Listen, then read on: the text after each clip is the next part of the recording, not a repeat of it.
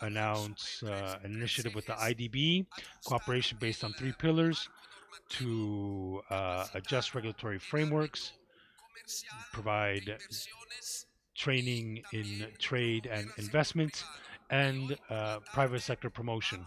This afternoon, we will sign an important agreement between a Swiss company, Casale, which is a local partner with the IDB's participation. It is a $450 million project to build a green fertilizer plant. Thank you very much.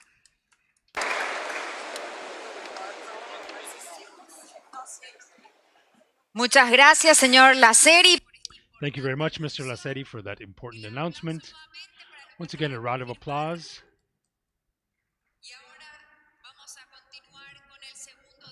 And now, continuing with day 2 of the business forum. Thank you.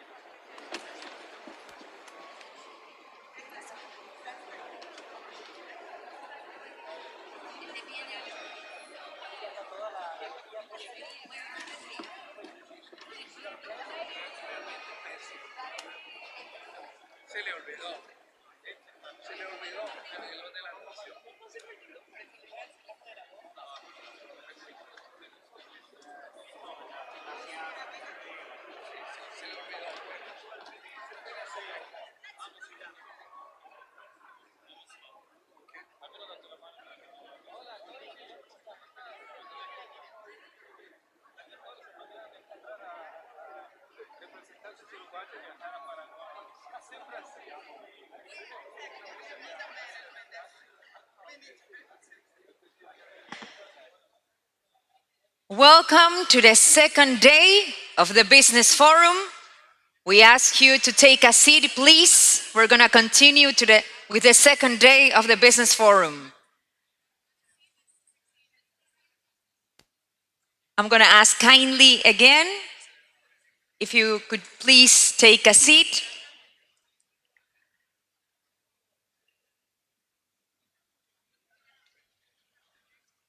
We have an extraordinary agenda, so we ask again if you could take a seat to continue with the second day of the Business Forum.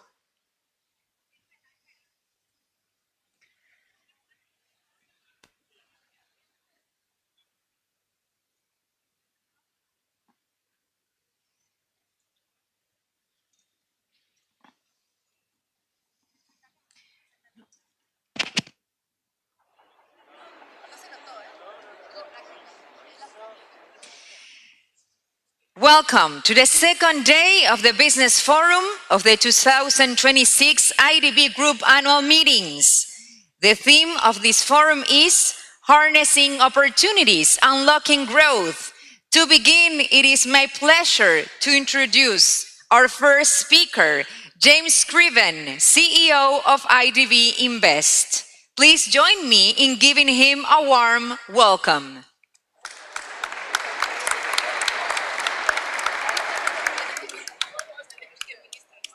Hi, everybody. A lot of people from IDB Invest over here applauding.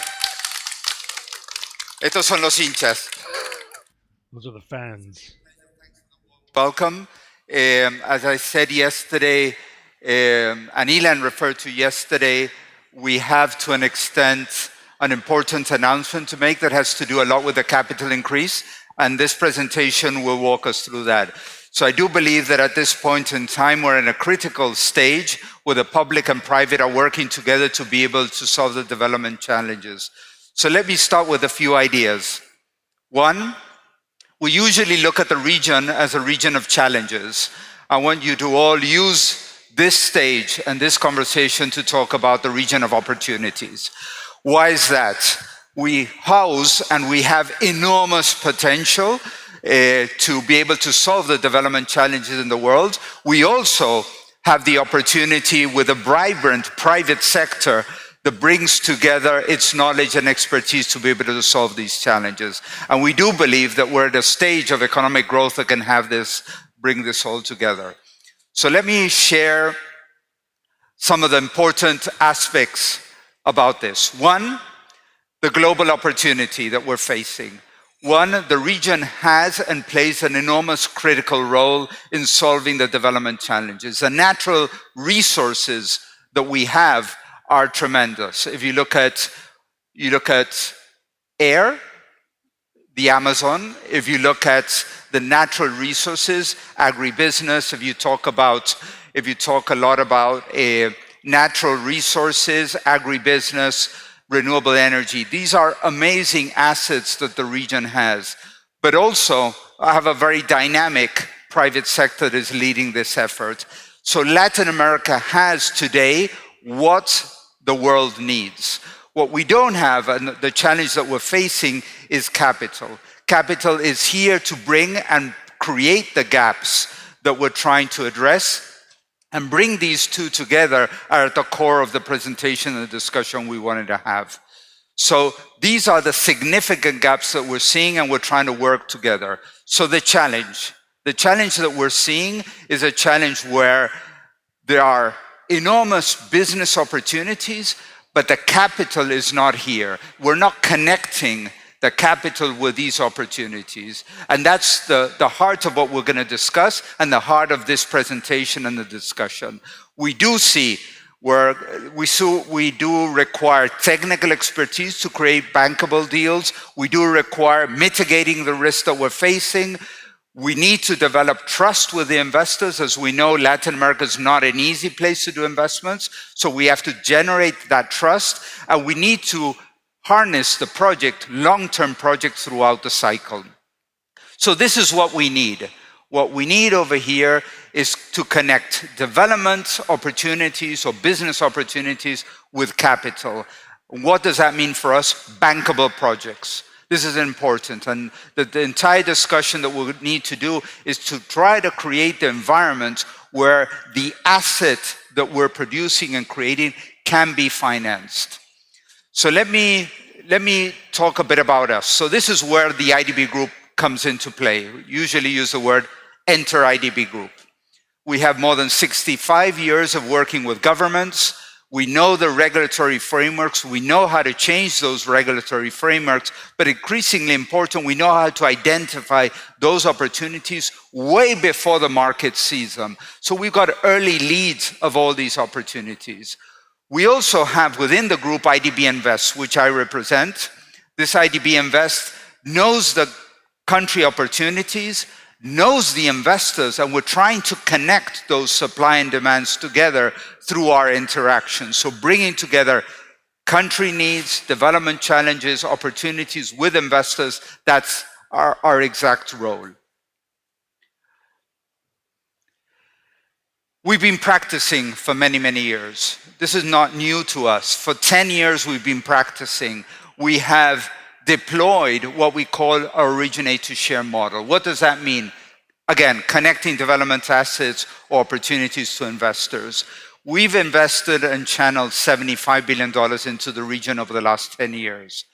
We did it by mobilizing $32 billion from about 180 investors in the world, doing about 700 projects. So it's important that this connection is already happening, and we've been practicing for the last 10 years.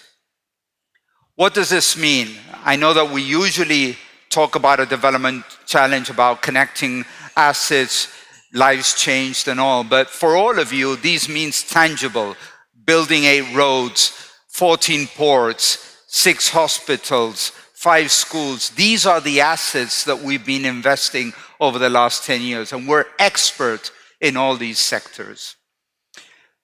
So again, early origination, upstream work, understanding what markets are facing and how these markets are developing these assets. On the other side, partnering with investors for those assets to be financed, but importantly, the development role of connecting these two by talking about what we call assuming smart risk. That is understanding it, having the tools, the expertise to be able to bring these two things together.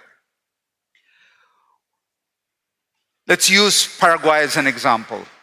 You've heard President Peña, you've heard the Minister Fernandez refer to that over the last year, 2 years, we've had significant impact in Paraguay. Let me double click on that. Let me tell you exactly what we've done. So we do believe that the strong macroeconomic stability that Paraguay is projecting and has is second to none today. There's a very strong commitment from private sector Paraguayan companies. Third, the investments are ready and waiting for this. So what does this mean for us? Over the last year, we invested $1.6 billion. We do plan to invest another $2 billion in the next 2 years. That is impact. That is 7% of the GDP of the country. That's an amazing impact. And we've been able to do it by projects like you're going to hear from Paracel. You're going to hear the CEO of Atome in the next panel talk about the project that we did together. Rutas, you're going to hear it across the board. You're going to see how we're able to connect these two projects with investors. So Paraguay is probably a clear example of why this can be done in practice. So let's zoom out a minute. You heard from Ilan yesterday referring to we're going to be deploying as a group $500 billion in the next 10 years. That means over $200 billion from IDB Invest. That is a consequence of the capital increase that we recently had and closed this past Tuesday, with 100% a commitment from our shareholders. That will get us to a level of investing about $22 billion a year over a period of 10 years. So this creates an opportunity that we did not have before, and we feel that we've been practicing for 10 years, and now we're going out to the field. Estamos saliendo de la cancha a jugar el partido, if I may use those words. So let me conclude with a few remarks. What we're building over here is a platform that grows with every deal, that grows with every project, that grows with other investment platform. We're not alone in this. We need to partner. We need to partner with all of you. We need to partner with investors. If not, this will remain a boutique. This is not what we're after. What we're after is expanding a platform that can change the lives of billions of people in Latin America and the Caribbean. So again, the opportunities are there. We need to harness them and make them bankable. The investors are there. They're looking around the world to be able to connect these two, and we're creating that platform for that connection to happen. But the message I want to leave with all of you is we can't do it together. We need all of you to be able to do it. So with that, thank you for attention. I pass on to the next panel that will talk about details. Thank you so much.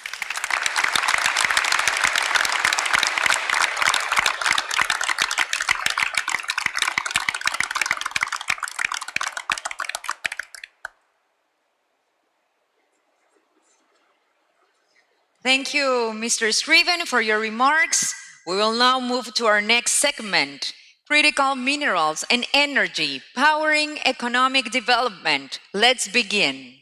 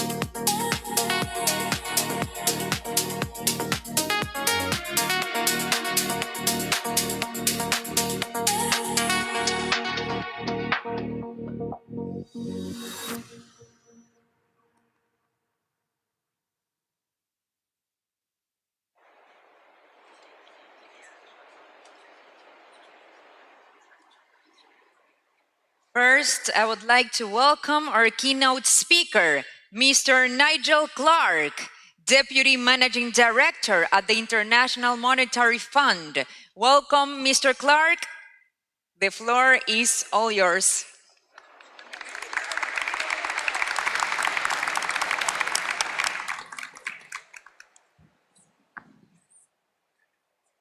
Good morning.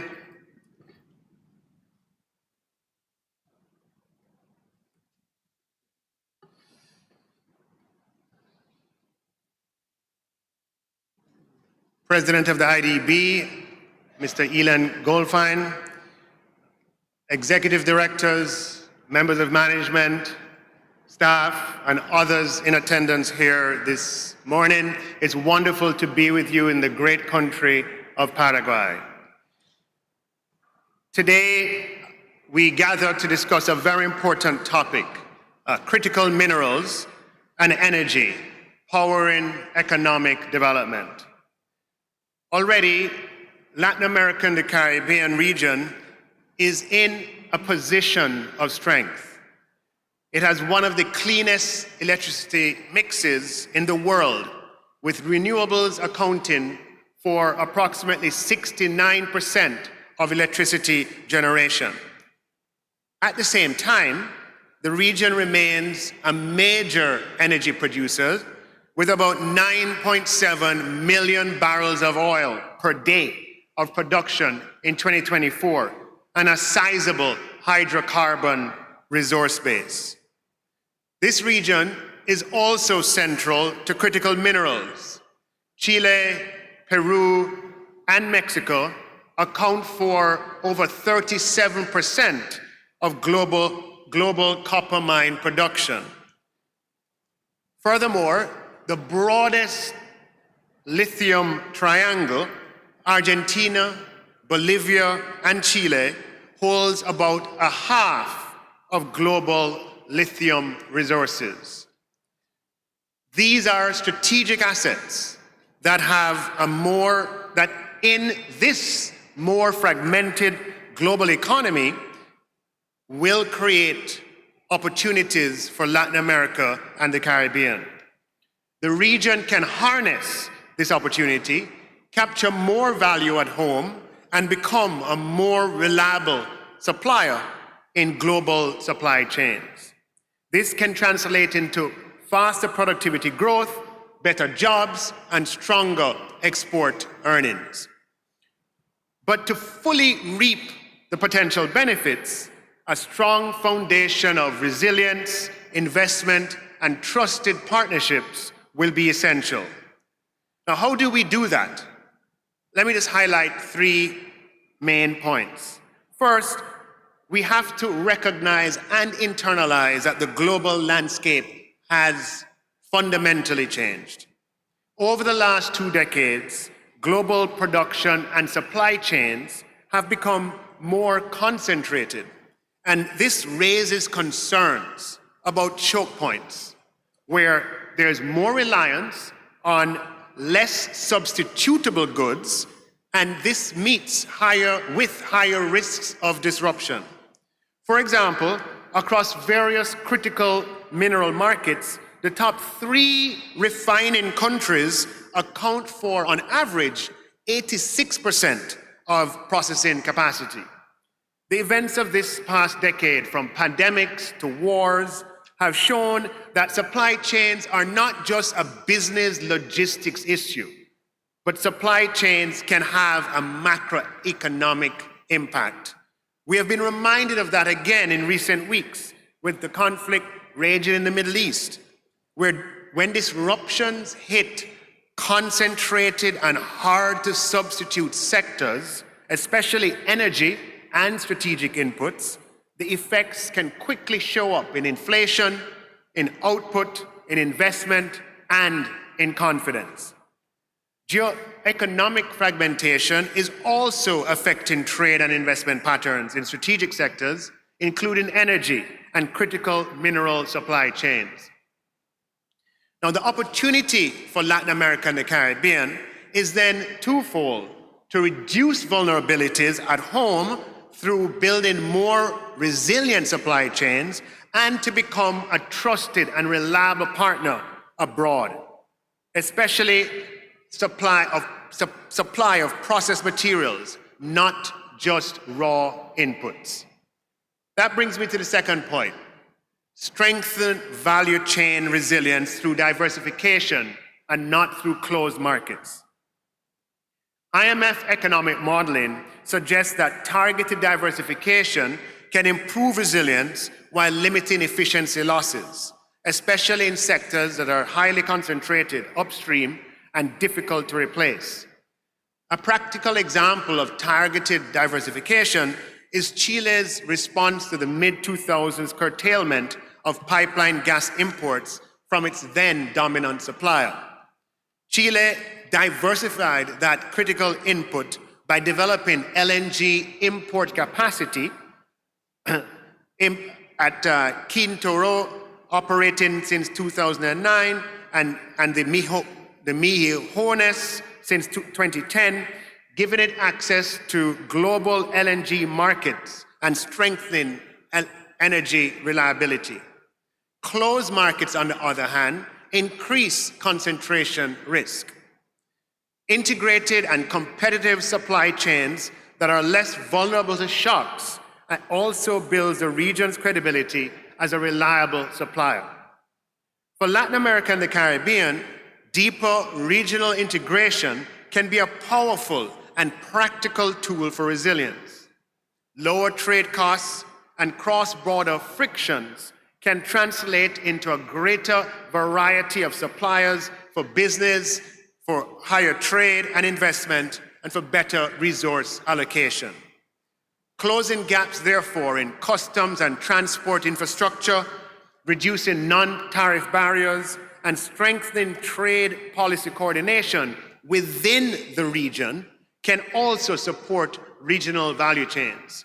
For example, there's copper concentrate mined in one country, smelted and refined in another, and then turned into wire, tubing, or grid components in a third.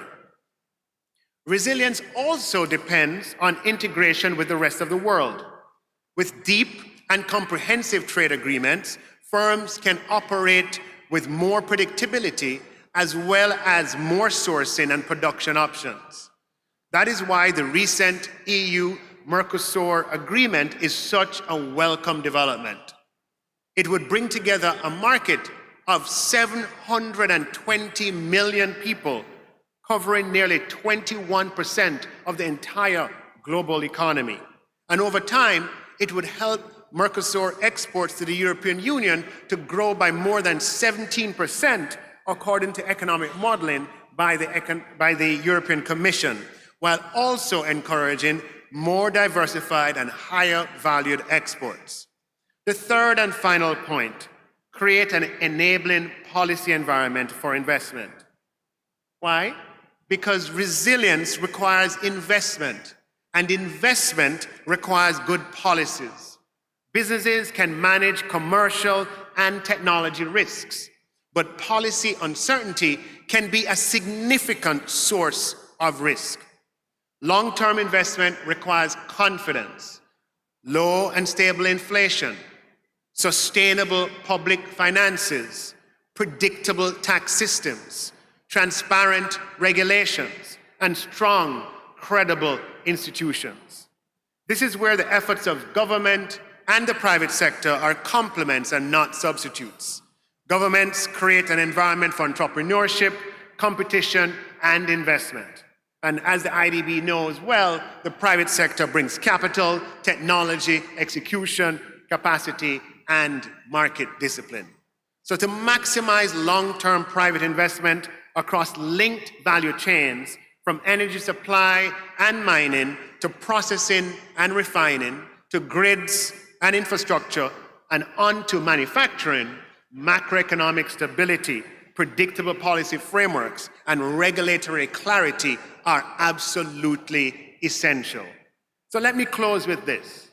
Latin America and the Caribbean have a unique opportunity to build more resilient supply chains and to become a trusted and reliable supplier to the rest of the world, both of processed material in addition to raw inputs. More resilient supply chains would mean fewer costly disruptions and more stable growth. Through sound policy and investment decisions, countries can move up the value chain, ensuring better jobs, higher standards of living, and long-term prosperity. Thank you, and good morning.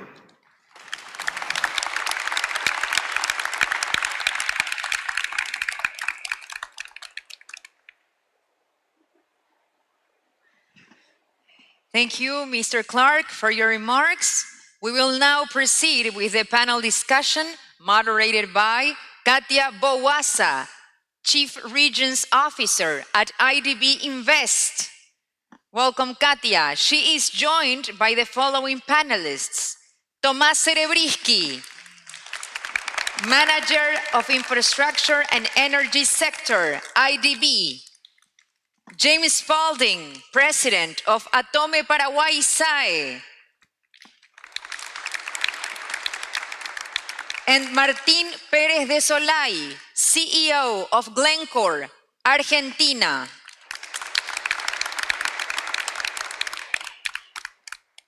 Ms. Bowaza, the floor is yours. Gracias. Buenos días.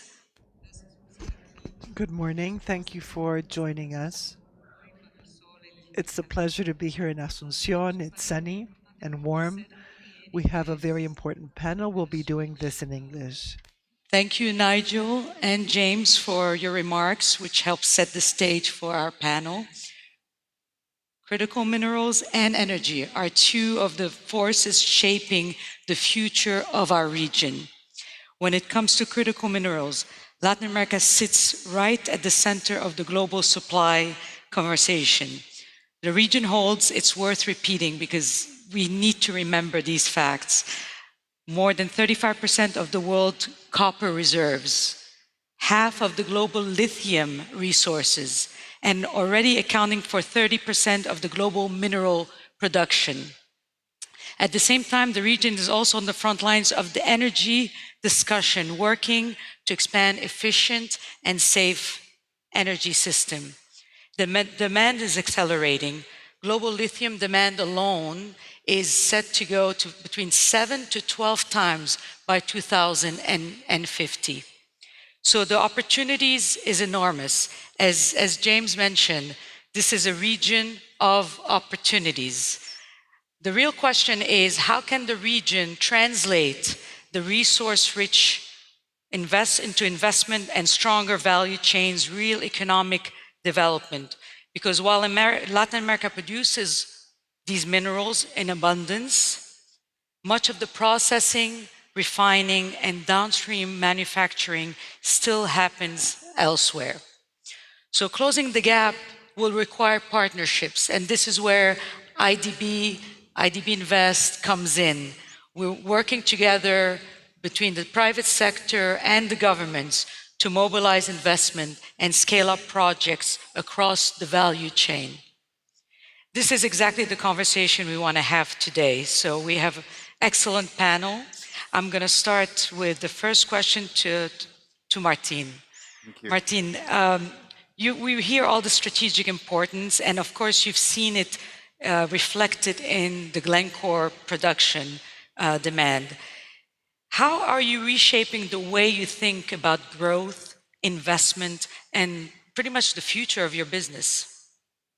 Thank you very much, and thank you for inviting me to this very nice country that is Paraguay, and be present in this world gathering for the IDB. I think you mentioned some numbers on which I would like to build up, because what we have seen in the world over the last 2 years and the need for critical minerals is quite important. Just to bring some numbers on the table and to address the main vector that we are seeing in energy consumption, that is electrification.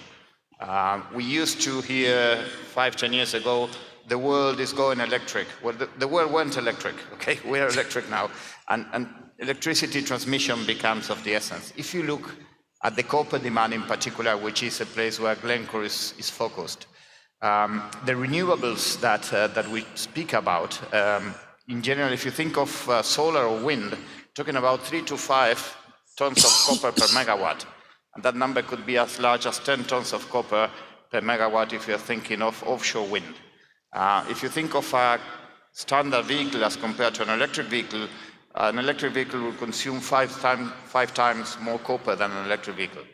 All of that has translated, and not to speak about the digital transformation, which is requiring more and more copper, and a tiny demand, which was less than 500,000 tons a year ago, it's going to be about 3 million tons by 2035. So that builds up to a total copper demand that everybody agrees will be around 35 million tons by 2035 from today's demand. There's a huge gap to be covered. What the world can produce, what the world needs, and that has translated into prices that had increased by 40% over the last 2 years. And that is where we, the private, start to play a role. The investment in developing new copper assets had been stopped and moved very slowly over the last 10 years. And all of a sudden, in the last 2 years, we're all focusing on developing these very important and interesting assets that we knew we had. For Glencore in particular, the focus is in Argentina. We have 2 very large projects in Argentina. One is the Agua Rica project, the other one is the Pachón project. And when you couple what happened in the world demand and what happened in Argentina, we find a tremendous opportunity with all of the changes that the government is doing. The government put together the RIGI regime, which stabilizes tax, legal, and effects access throughout the life of the project and gives you a more reliable framework under which to invest. And also the reforms that the country is making to guide the country and the economy in the right direction is helping us move in there. So on the back of that, we submitted 2 RIGI applications, one for the Mara project for about $4 billion and one for Pachón for about $9.5 billion, which have been discussed and the approval process with the government. We not only submitted the RIGIs, we continue to move forward developing the projects, and we recently announced the restart of the Alumbrera project. Alumbrera has been a copper project that has produced copper in Argentina until 2018, which with low prices got to a point in which was no more economical to continue to operate it. At the current prices, Alumbrera became economical, and we are restarting Alumbrera. So if you think at what we are doing from a copper perspective, particularly in Argentina, is we are restarting Alumbrera, putting new copper units in the market from the restart as soon as 2028. Mara, Agua Rica would come on the back of Alumbrera with the new growth production, and Pachón, that is a very larger project that requires more infrastructure, will come after that. So we are building this supply chain that would enable the world to have the copper that is required.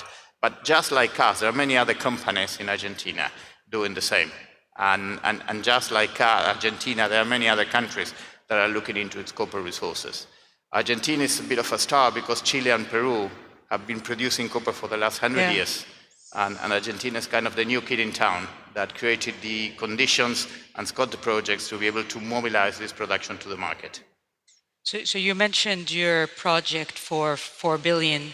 Can you give us a sense of the market in Argentina? Because as you said, it's a new player compared to Chile and Peru.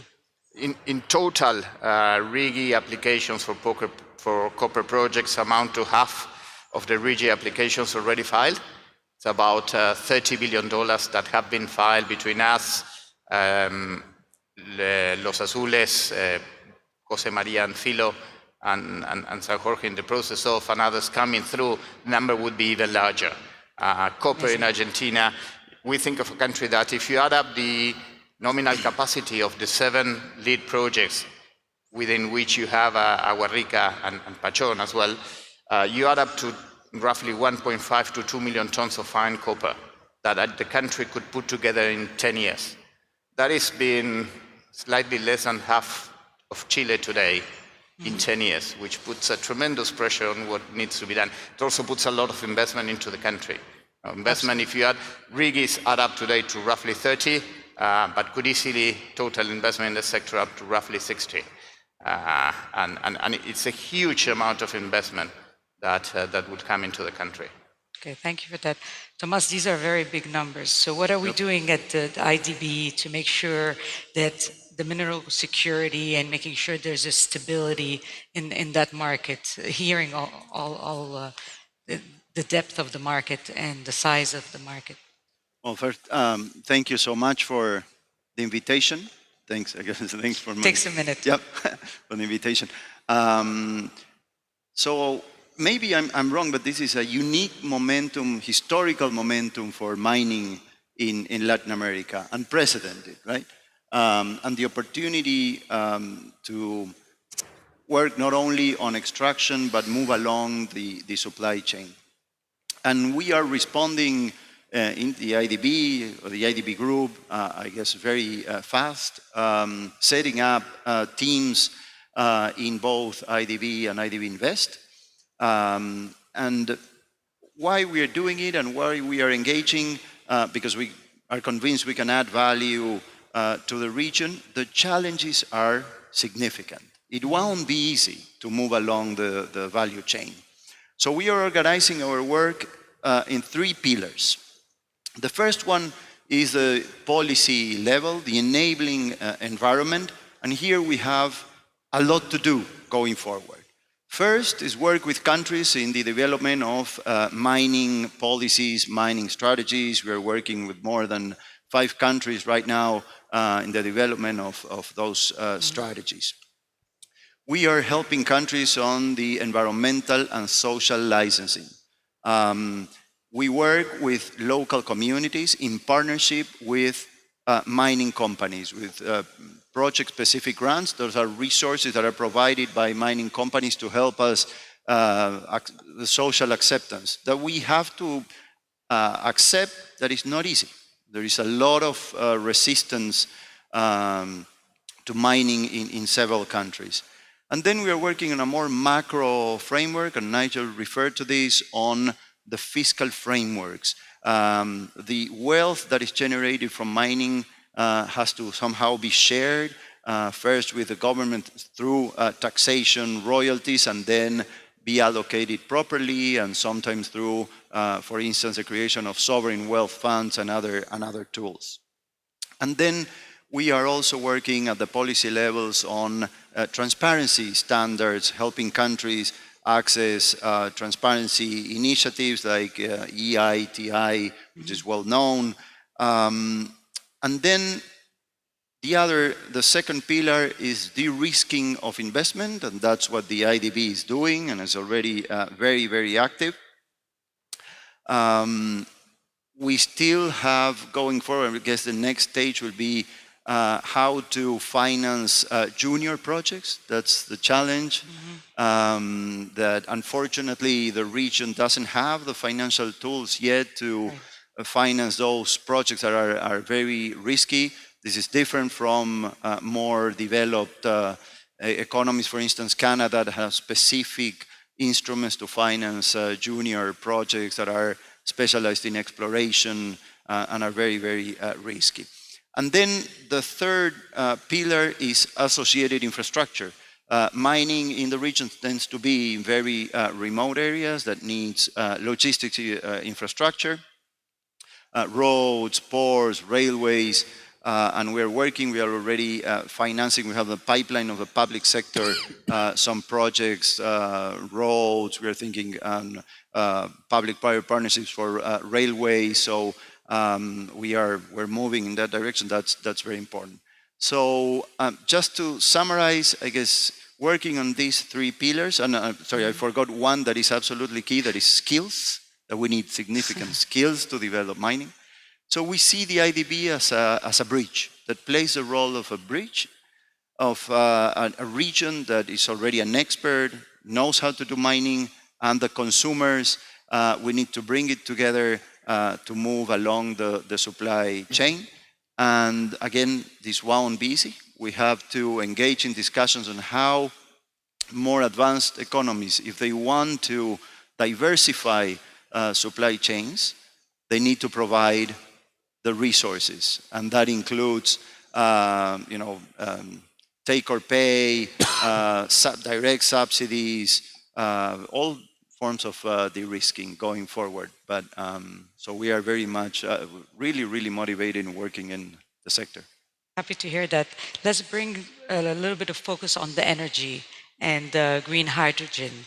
So for you, James, and congratulations on closing the deal with IDB.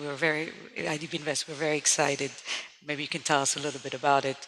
So Latin America and the Caribbean want to become a hub for green hydrogen and new fuels, but there's a lot of challenges, competitiveness. From your point of view, what makes a green hydrogen project competitive today, and what needs to take place for these projects to be able to be scaled up and become bankable? Thank you. Thank you, Katia, for this invitation to IDB Invest to be on this panel. The question is interesting because you mentioned want to become. So if somebody or someone wants to become something, it means you have to be proactive. You have to be involved, you have to be engaged, and you need certain things to happen. Green hydrogen value chain will not happen under business as usual, status quo, or así nomás ya da. We need strong allies, starting with a president that has the vision, the political will, and the strength to implement the structure to allow these projects to be competitive. We need public policies. We need strong partners in the loans and in the equity. We need strong off-takers. So it's a jigsaw puzzle that is not easy to put together. It doesn't happen by itself. It's not spontaneous. But when all the right pieces come together, it's a beautiful picture. And that's what happened last night, is that I was trying to figure out how I would be on this panel without having announced publicly that we closed the deal yesterday. But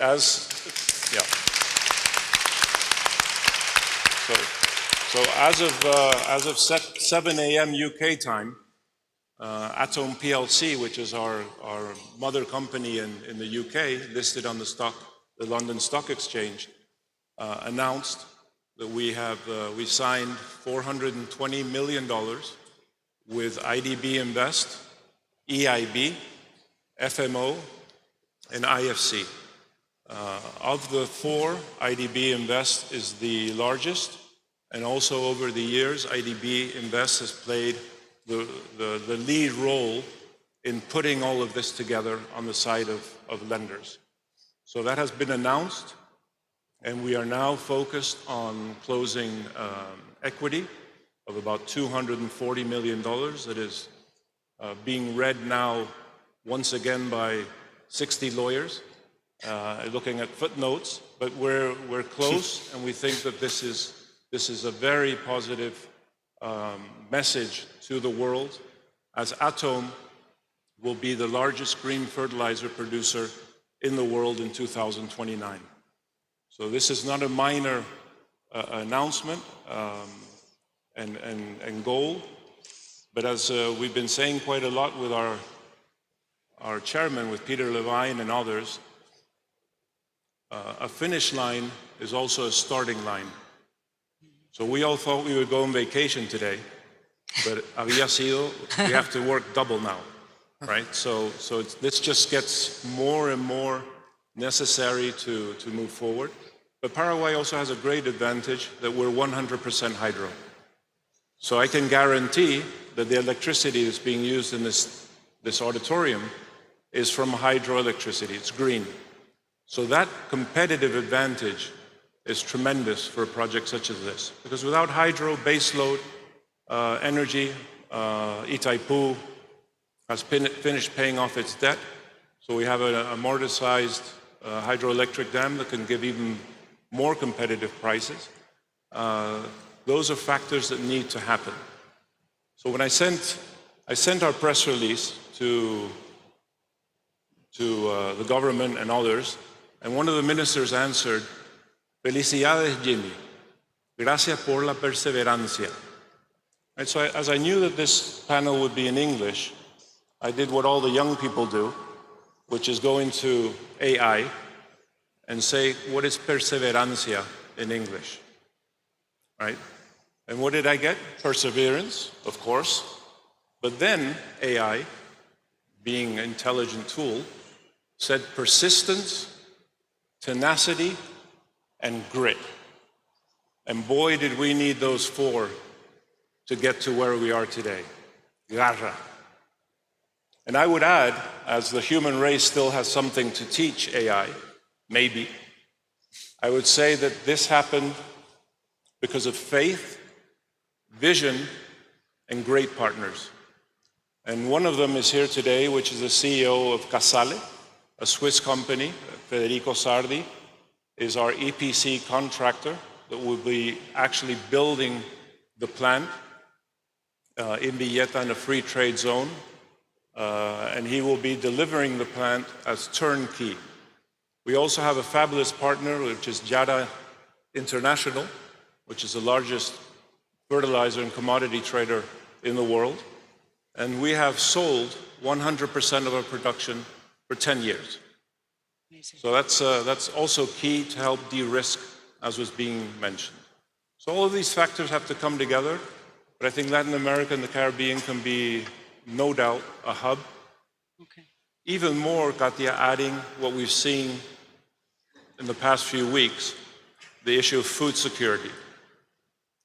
Mercosur is a supplier of grains to the world. And it's important that fertilizer prices can be held in check, can be stable, that we don't need to depend on over there, and that we can depend on our own resources and not on imported oil and or imported fertilizers.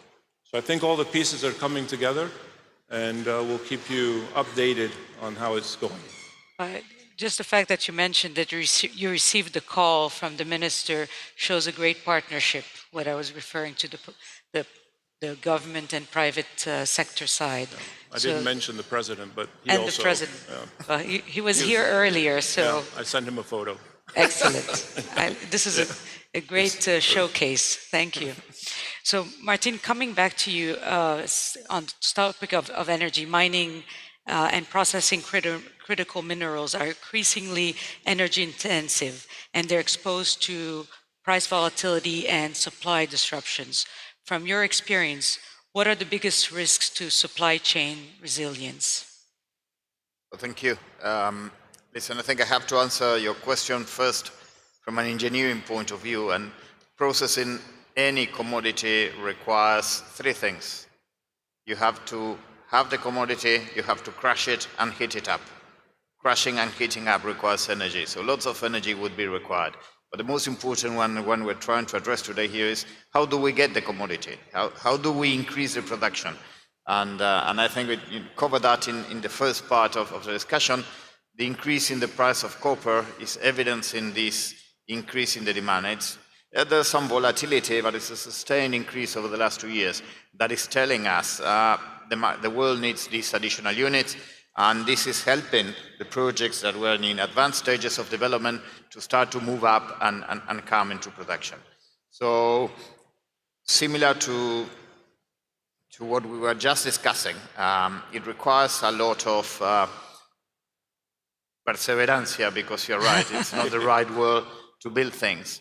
But when you put it more in technical terms, there are 4 things that enable you to get something done.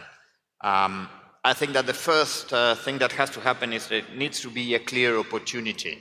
And the opportunity is out there. It is very clear. The market requires the copper, and the country in which we're in, which we are talking about, which is Argentina, has made all of the reforms to ensure that large investments could come to the country, and we can now think of 30 or 50-year horizons to invest in Argentina. The second point is the leadership. You need to have strong leadership, as you were just mentioning with Autumn Paraguay. It is of the essence to have that leadership. And in the region, we have had the largest mining companies operating for the last 30 or 50 years. In Argentina, since the last 3 years, all large mining companies are operating in the country.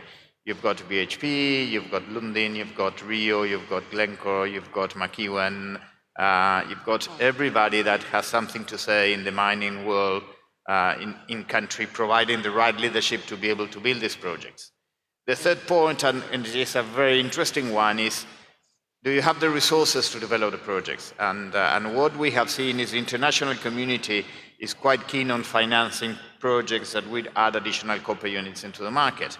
But it's not just financial resources. There are a lot more resources that are required. We need to develop physical and social infrastructure. And it's not just physical. The amount of investment that would come into a country like Argentina over the next 7 to 10 years to build these projects is huge. The demand on the labor is going to be tremendous. The amount of engineers and technicians that we'll need is tremendous. The amount of support that we will need from the provincial authorities, all of the permitting process that requires a lot of work, and once the permitting is completed, then controlling that things evolve according to the permit so as to ensure that the projects are working as we all expected to, require a lot of investment and supporting the provinces.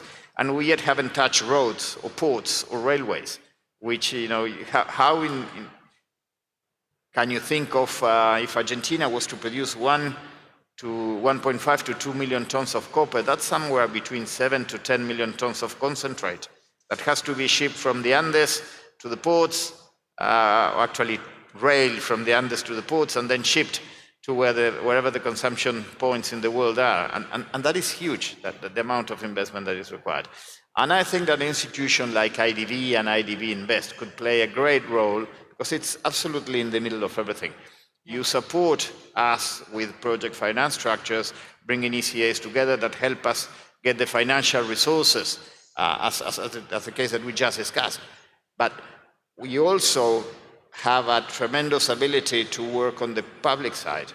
And I want to highlight IDB's commitment to education. We need to educate more engineers. The region needs more engineers. The region needs more technicians. The region needs a lot more skilled labor. The region needs to develop resources to be able to bring this talent together with the projects. And projects are not around the main cities. Mining projects tend to be pretty far away from main cities. So it's not only sometimes people ask, why does it take that long to build a project in mining? And the usual explanation is, well, because we are building a city at 4,000 meters height, and we're building a huge factory at 4,000 meters height. And it's not just deploying $9 billion, in the outskirts of Asunción. It's deploying $9 billion, 1,500 kilometers away from Buenos Aires at 4,000 meters altitude, and getting accommodation for more than 10,000 people to build a project, and more than 2,000 to operate it. It is easy to deploy the capital. The challenge is where we are deploying it, how we are deploying, and that's why it takes that long. So I see institutions like IDB and IDB Invest playing a great role in bringing all these things together and enabling the industry to develop. If we are able to do that, then the most important thing to be able to process the commodities, which is having the commodities, could be significantly de-risked. The fourth point that is required for a project to happen, and you just mentioned those with your calls from the government, is the alignment of all of the stakeholders. And the stakeholders go from the equity shareholders of a company to the federal government, the provincial government, the communities, and the people that work for the project, and the people that live in those communities, and the people that live from the additional or the indirect jobs that the mining industry generates. So that alignment, I think it's coming together across Latin America, and we're uniquely positioned now to take advantage of the opportunity because we're all seeing this huge opportunity. And we're all seeing that we have these resources that you mentioned, half of the world lithium reserves, 40% of the world copper reserves. We've got what the world needs. And that is helping us get the alignment that is required to be able to move the projects on that, at the end of the day, will give the security of supply that the commodity processing network requires. Yeah, thank you for mentioning that, because at the end of the day, we do this for impact and to improve the lives, to improve the education, to improve the communities. So I appreciate you mentioning what we do for a living. Thanks for that. James, coming back to you, what are the main challenges preventing your projects from reaching financial close, and what can others learn from your experiences? Of course, we did reach financial close on this one, so we're very happy. But in general, what do you see the hurdles? I'm not going to tell all the secrets, so everybody else has to suffer as we did. But I think, first of all, as I said, is you need like-minded and great partners. IDB Invest has been there since day one, and there's been a top-down clear instruction from the IDB Group President through James. With a name like that, he's a great person, of course. But we have a lot that we can learn together. This is a first-of-a-kind project. Right? This isn't a cookie-cutter project where you just take from somewhere else and you plant it in Villeta. So there's a lot of lessons learned. One of the big ones, as I said, is perseverancia. You have to, I would add another definition beyond grit and tenacity. You have to even be stubborn, right? You have to be basically stubborn. And you have to be willing to push back on certain issues that we see being in country, that it doesn't work from somebody's office 8,000 kilometers away. So that partnership has to be ida y vuelta, right? We have to learn together.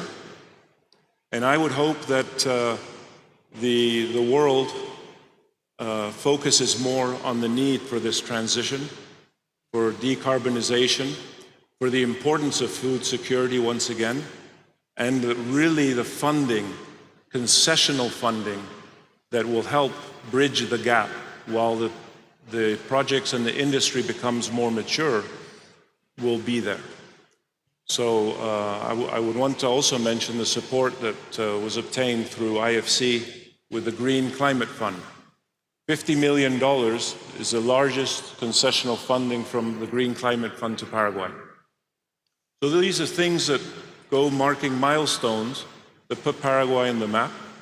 The double investment grade, who now everybody's saying, oh, that was easy. It took over 20 years, right? But the non-believers that would say Paraguay would never be investment grade are now saying, oh, that's just a piece of paper. But we're seeing a waking up of interest in private investment into the country.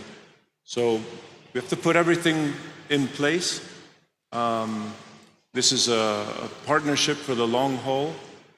We need also, as I mentioned, this stable electricity prices, a long-term power purchase agreement. But if you have to go to the banks, I would say the first things you need to de-risk is to show that you have somebody to sell your product to, and you have to show that you have somebody who's going to build it. Right? And you have the political support from the president down.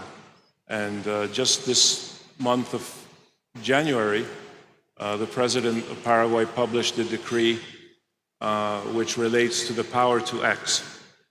So there's a McKinsey study that was done by or requested by the Ministry of Industry and Trade that is called Paraguay 2X. What do we need to do to double Paraguay's GDP in 10 years?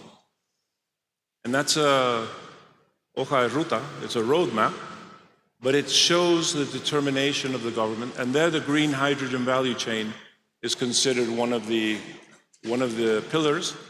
And through this, the decree, we have more previsibilidad. It's more predictable from here to 10 years to 15 years, because it's important to have that security when you're investing $650 million into a country. James, doesn't sound like you suffered too much.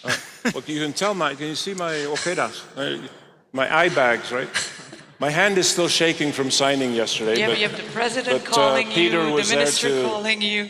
Peter was there to give me emotional support as I signed $420 million of debt.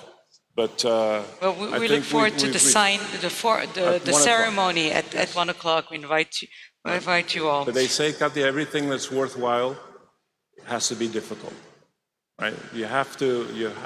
It's even sweeter now because we made it a pesar de todo. Well, you don't have to tell that to Martin that lives in Argentina. Yes. I see. So thank you. Tomas, coming back to you, let's talk a little bit about the roles that IDB and IDB Invest can play to align the national strategies with infrastructure, with private capital.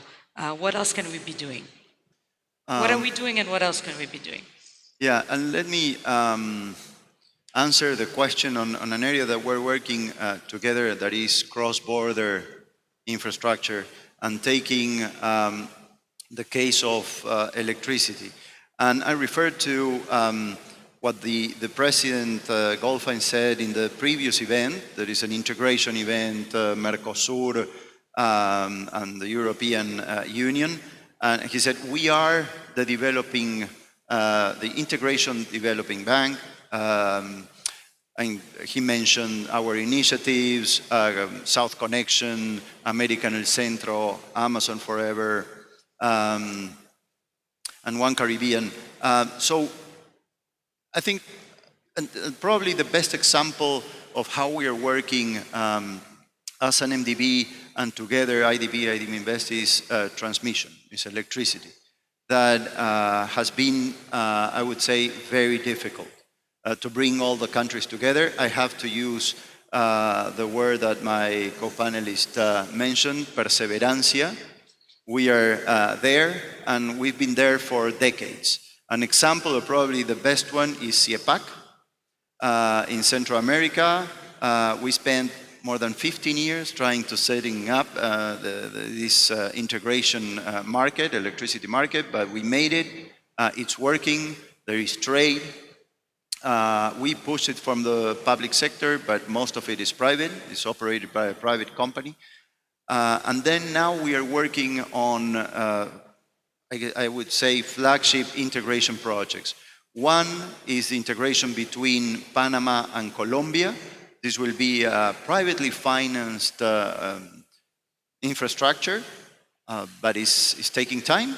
And then the other that is very interesting, because not all the countries are ready to, I guess, let the private sector build and operate transmission infrastructure. So we have the case of Ecuador and Peru that will finance from the public sector side the infrastructure in the Ecuadorian side, and then you hopefully that have the letter of intent to do it from the private sector, the transmission line in Peru. So this shows the example of how we are working together. But we are also working together on what's needed beyond physical infrastructure, and those are the rules, the market rules. We need for this integration to be really effective, to have well-functioning, well-designed market. So we are also working, we just agreed with CINEA, the Andean countries, to set up the wholesale market. That's a major achievement. So hopefully that will provide more dynamics to the electricity market. And there again, we are working together. But we are also working together in many other projects in this sector, and creating the space, the enabling environment to do much more and to bring private sector participation. A nice example again from Ecuador is a guarantee. There were many projects that couldn't advance with private sector investment, most of them solar energy, greenfield. So from the public sector, we provided I would say a political risk guarantee. And then now it was signed and it's moving forward. Then we do other partnerships like co-financing, parallel financing for the state-owned company in Costa Rica, ICE. So that's another interesting case. So we have, again, many examples, and probably the last one that we are working that is a very important one and relevant for Martin mining is the expansion of transmission in Argentina. It's called the AMBA 1 line. It's over $1 billion project and will provide a guarantee, a public sector guarantee to take it to the market, that line, and allow, again, the private sector to re-enter the sector in Argentina. So those are examples that we are working. We also hope to be able to work in many other projects beyond electricity. We have many roads, toll roads, the hidrovia, which is very important for Paraguay and Argentina as well. So we have many examples, and I'm sure we'll have many more. Very good. So if you had one wish for the next 10 years, what would that be in Latin America to see it flourish and get to where we need it to get to? Well, as of today, Latin America is the number one copper producer in the world because Chile and Peru account for 30% of the production. From a mining perspective, it would only not keep in that leading position. It's incorporating other countries like Argentina to that production and get, now that we're all seeing this opportunity, have the ability to develop it so that our people can benefit from that investment, that our countries are at the end of the day better off as a consequence of this investment happening in the country, this increased exporting capacity that our countries will have, and this additional development that the mining industry will bring to all of the industries around us. Very good. James? Any wish for the next 10 years so you can get to all your targets and see the region grow? Yeah, I think more than a wish, because again, that's asking somebody else to do something that we need to do. I think it's putting our efforts as a country and as a region and as a global community in really moving ahead with this decarbonization program as a world economy. You know, there are many people who say climate change is a hoax. I don't know, but we see that there are opportunities to do something better, greener. So why not take advantage of that, still make good money, but have positive impact on the planet. And if I had one wish, I would wish I could play tennis better. Fair enough. Tomas, any final? Yeah, I guess is to seize the opportunity. Really, it's a unique momentum. The region can grow, can develop, reduce poverty. Really, this is a moment. Hopefully there is a political commitment to let it happen. I fully agree. All the stars are aligned. It's more than a commodity boom.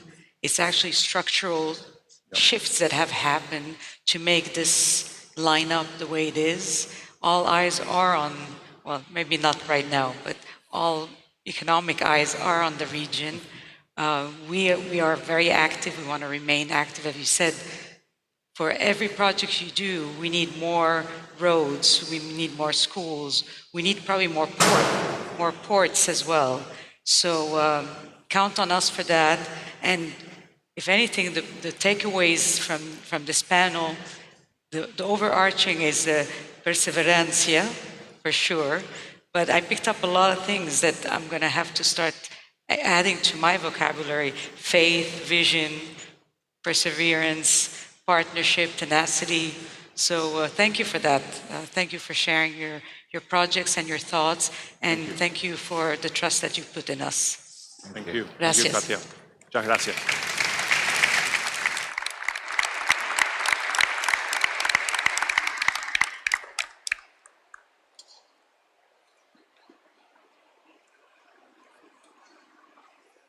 Thank you very much to all our presenters, and thank you to all the panelists for their valuable insights. As we get ready for the next panel, we invite you to explore the different spaces prepared for you in the main hall of the CONMEBOL Convention Center. There, you will find a unique data wall on Latin America and the Caribbean, presenting key figures that illustrate the reality and the potential of our region. The Ministry of Economy and Finance Museum, featuring historical documents and collections highlighting key moments of Paraguay's history. Also, an immersive experience showcasing impact projects from across the region, combining sound and visuals that transport visitors into each initiative. Make sure you don't miss this amazing experience. We're getting ready to move to our next session. Almost there.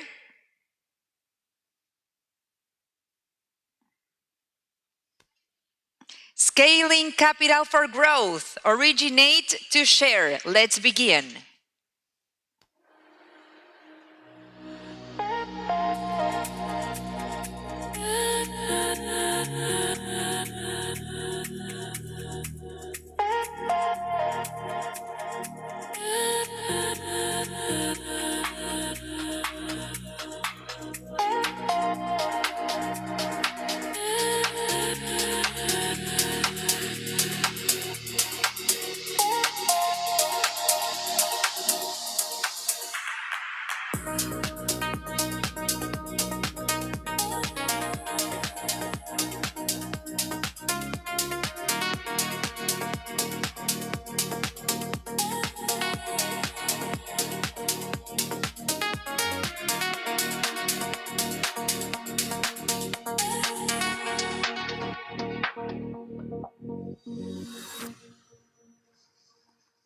Please welcome to the stage Patricia Peña, Associate Deputy Assistant Secretary, Global Affairs Canada.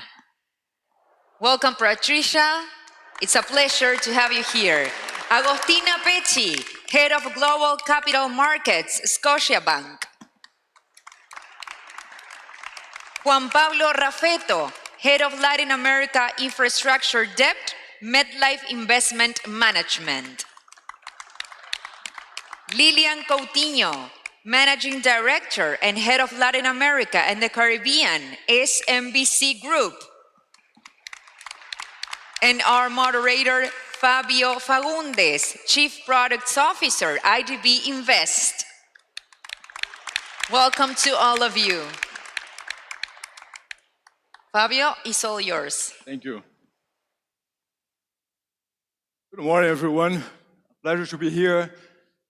Thanks for Paraguay for hosting us and for the hospitality and for all the people that we have met so far. Very exciting. So IDB Group Business Forum 2026. What we have seen so far is great attendance. Many of our investors are here in Asunción, and we have had very constructive discussions. So what I would like to start with is a brief introduction of what we will be discussing today. You have heard from James Scriven, our CEO, and now Katia in a great panel. Now we will be discussing what sits at the heart of the region's growth challenge. How do we scale capital quickly, responsibly, and with the size that Latin America and the Caribbean truly need? At IDB Invest, our role is very clear, and you have been hearing it through the days here. We exist to connect high-impact developmental projects with the right kind of capital. Capital that not only finances growth, but helps make businesses more productive, more sustainable, and more competitive across Latin America and the Caribbean. The scale of the challenge is well known. The annual financing gap for sustainable projects in the region is estimated at around $600 billion on an annual basis. While multilateral developed banks like ourselves together, we commit only a fraction of that each year, this gap cannot be closed with public resources alone. Private capital mobilization is not optional, it's essential. That's why mobilization sits at the core of IDB Invest strategy. And you have heard many times, we call it originate to share. We blend our own financing with capital from more than 180 active mobilization partners, commercial banks from the region, from across the globe, insurance companies, and development institutions that work side by side with us in the financing those projects. With innovative solutions as the B bond, we have issued securities in international debt capital markets, mobilizing additional 120 qualified institutional buyers to co-invest with IDB Invest in developmental projects in the region. We are truly connecting international capital markets to assets to be financed across Latin America and the Caribbean. You have heard James Screw in his presentation are celebrating 10 years in 2026 with 32 billion of capital mobilized so far, and we are not done. You have heard about the impact, 1,500 kilometers of roads built, 9,000 megawatts of energy capacity installed, 20 million tons of cargo handled, ports, airports, rail infrastructure, 100 billion of international trade facilitated. And more importantly, we know that the region depends, again, the economy, the growth of the region is 90% based on millions of small and medium enterprises that we leverage the capillarity of our anchor clients, large financial institutions and corporates in the real economy. We have been able to leverage their supply chains and finance those small and medium enterprises. Last year alone, IDB Invest had a record year. You have heard it many times, and I will emphasize what it means for us. $13 billion of commitments, but 7.7 billion came from investors across the globe. We are using their balance sheets to finance our projects in the region. How are we improving it? What we have been doing, and we know, as I said, we need to do much more. Firstly, our people. I'm very thankful to our teams in IDB Invest, giving back to society and serving our countries. Secondly, we work hand in hand with our clients and originate structured projects that are bankable with the adequate risk reward to attract private capital at scale. Finally, in addition to that, again, with the clients, three pillars here that I always talk about. Firstly, with the clients, structuring that project. Secondly, with the investors. So we are expanding and we are bridging and introducing our countries and projects in LAC to a much broader base of investors across the globe and expanding that. And those investors, they have the same long-term objectives aligned with the development outcomes that our region needs. And how we connect the two, the clients and the investors? We connect with instruments, with number of solutions that we are innovating and creating to connect it. I mentioned the B bond before in the international capital markets, but we have also done repackaging, securitizations, and 1.6 billion of our own portfolio securitized via significant risk transfer to investors. We have done credit insurance policy, risk participation, and many other instruments that we are going to discuss today.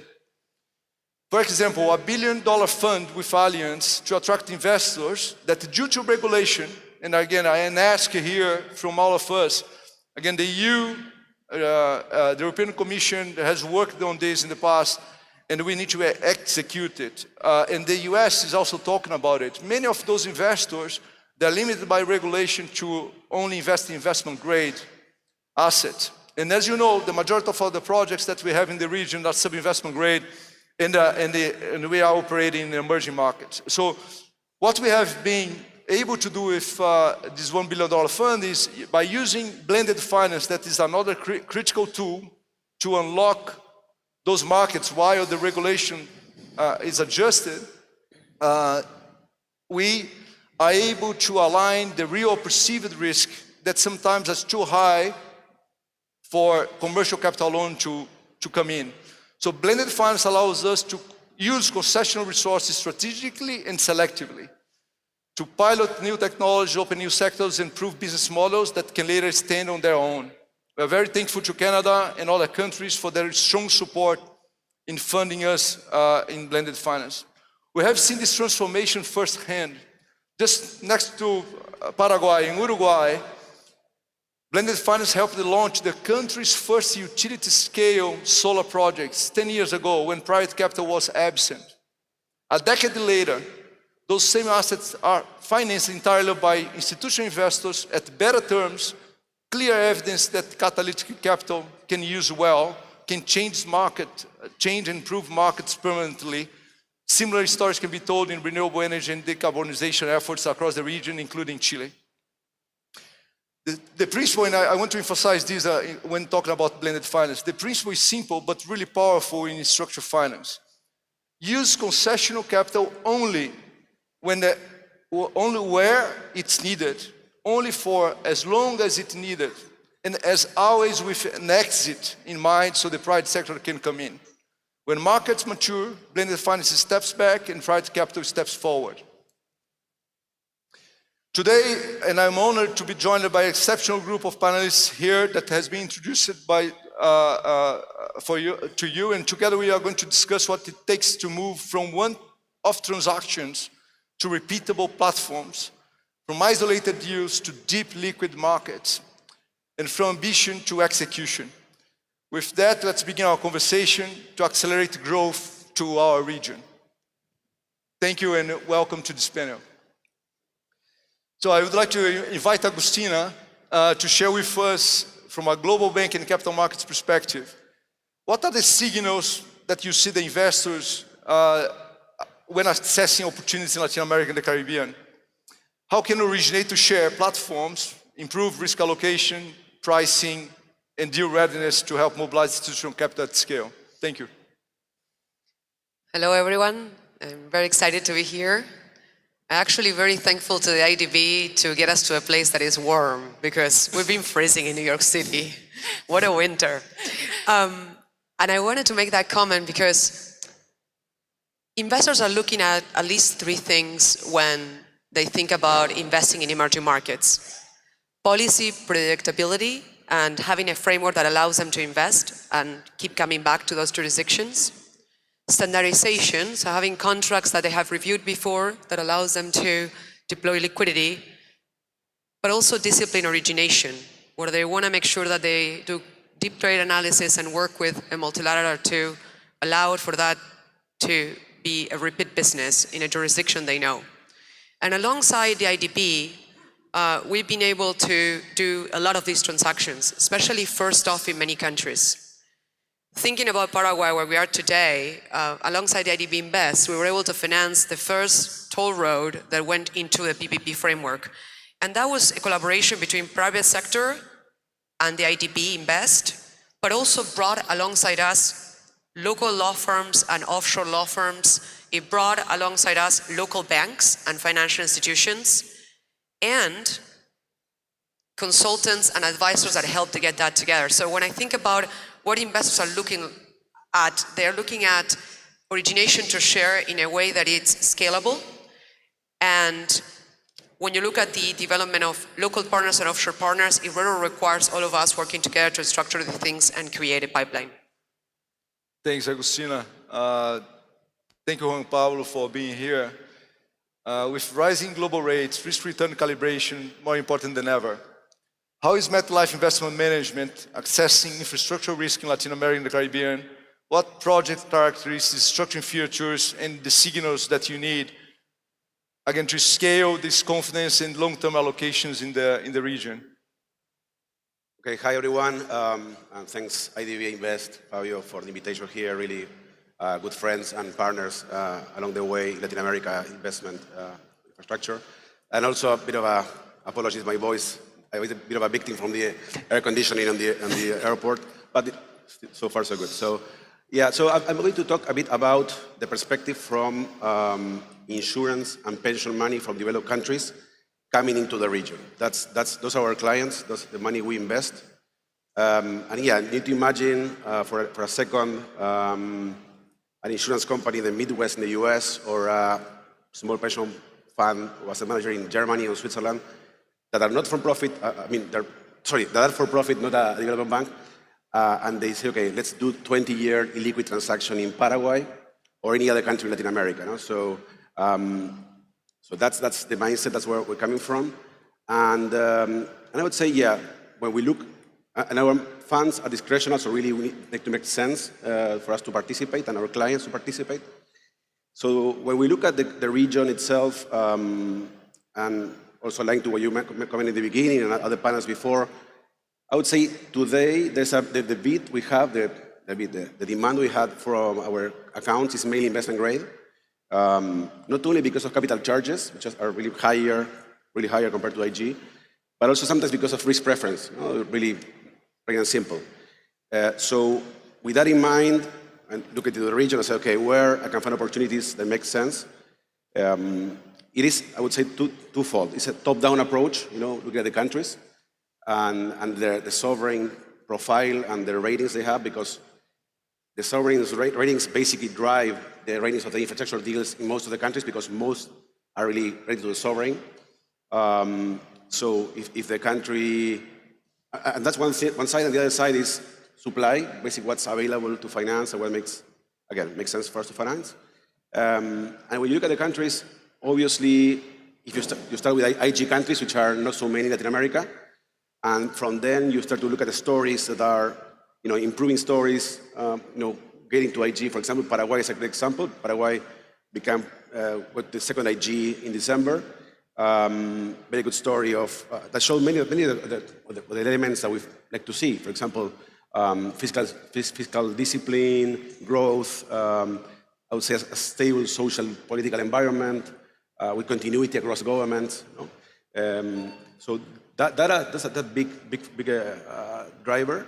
And again, because if the country goes the other side, you get a downgrade on the country, and it gets a downgrade on the deals we do, and that means more capital charges. So otherwise, the idea is to do the ones that are stable or improving. So that's the idea. That's a big driver, I would say. And then when you go, I would say, deeper into each country and sectors, you need to find the places where you can find transactions and assets that make total sense for the country, that are strategic for the country, that are aligned for the country, because those are the typical assets that the governments are going to protect, even despite political volatility and changing signs for different governments. Ideally, strong sponsors with strong structures, and obviously pricing that makes sense.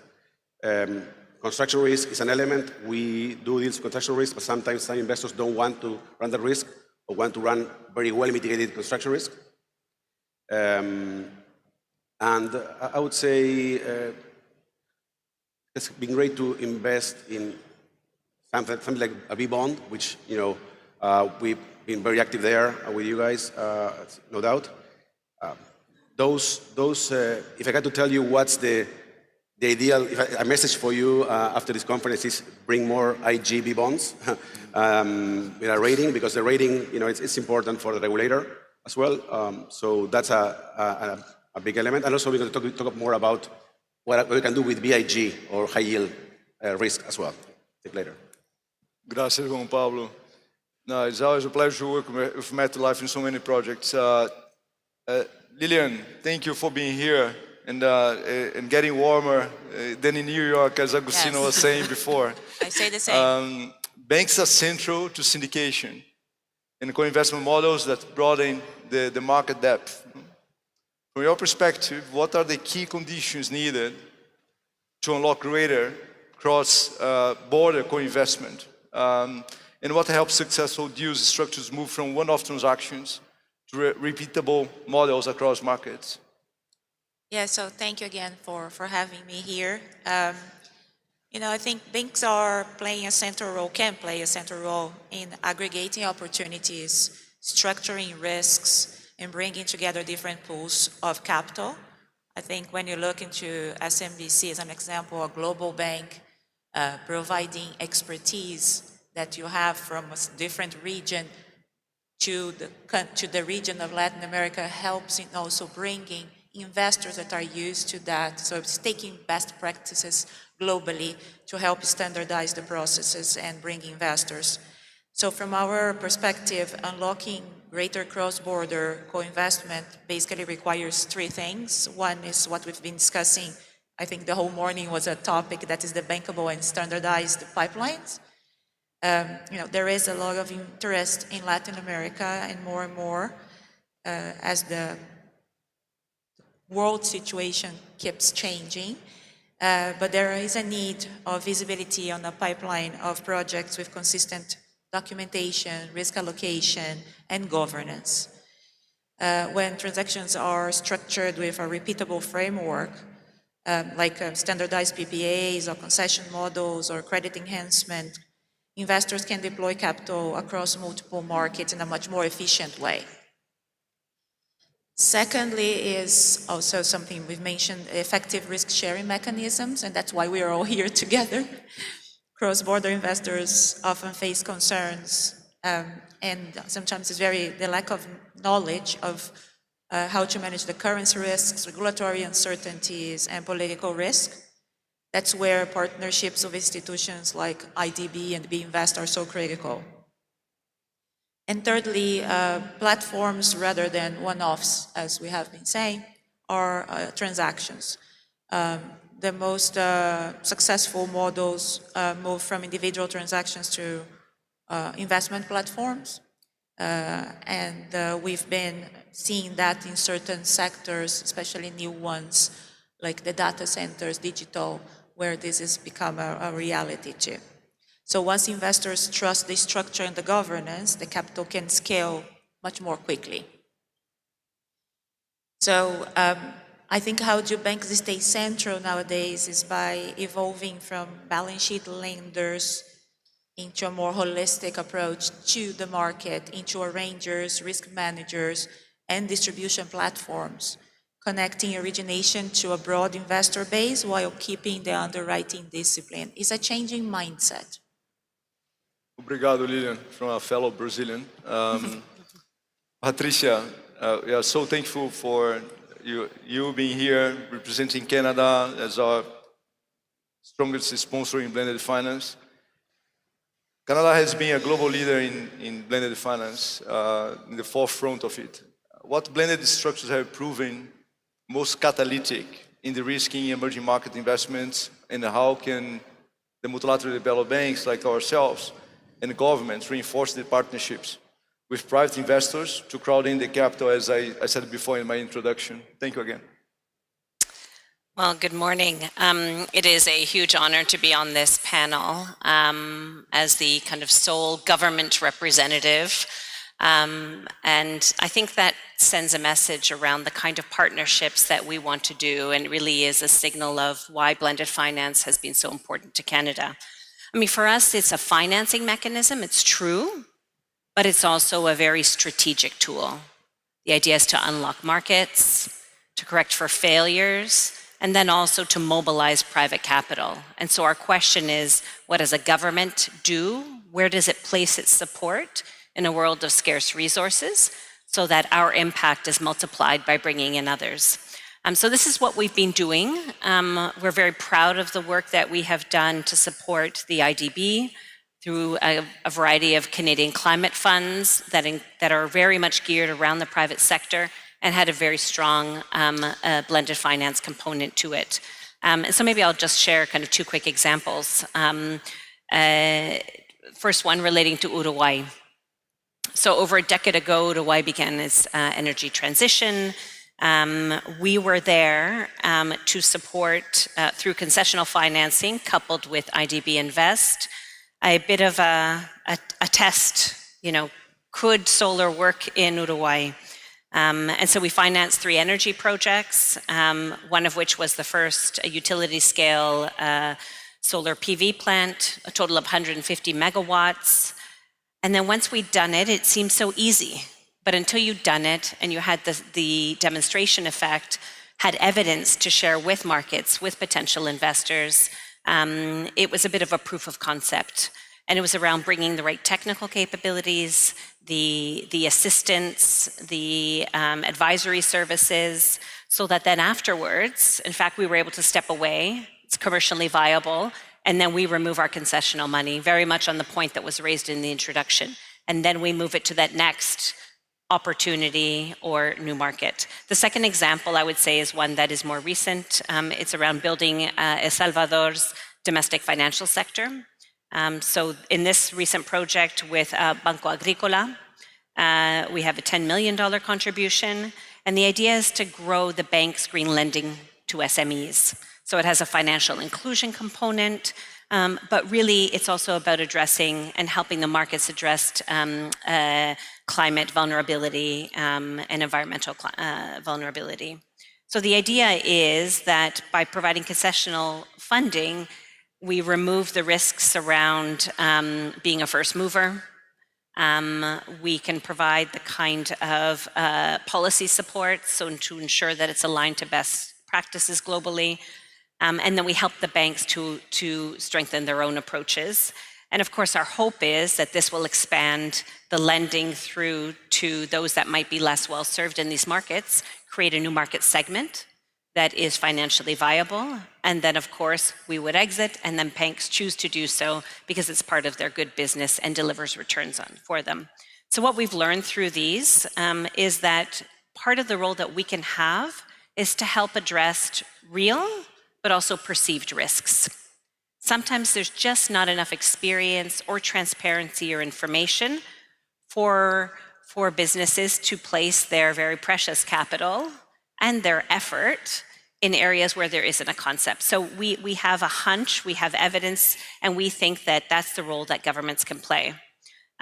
We also, I think, have a challenge that is still ongoing, and I hope we can come back to it, which is around the long lead times.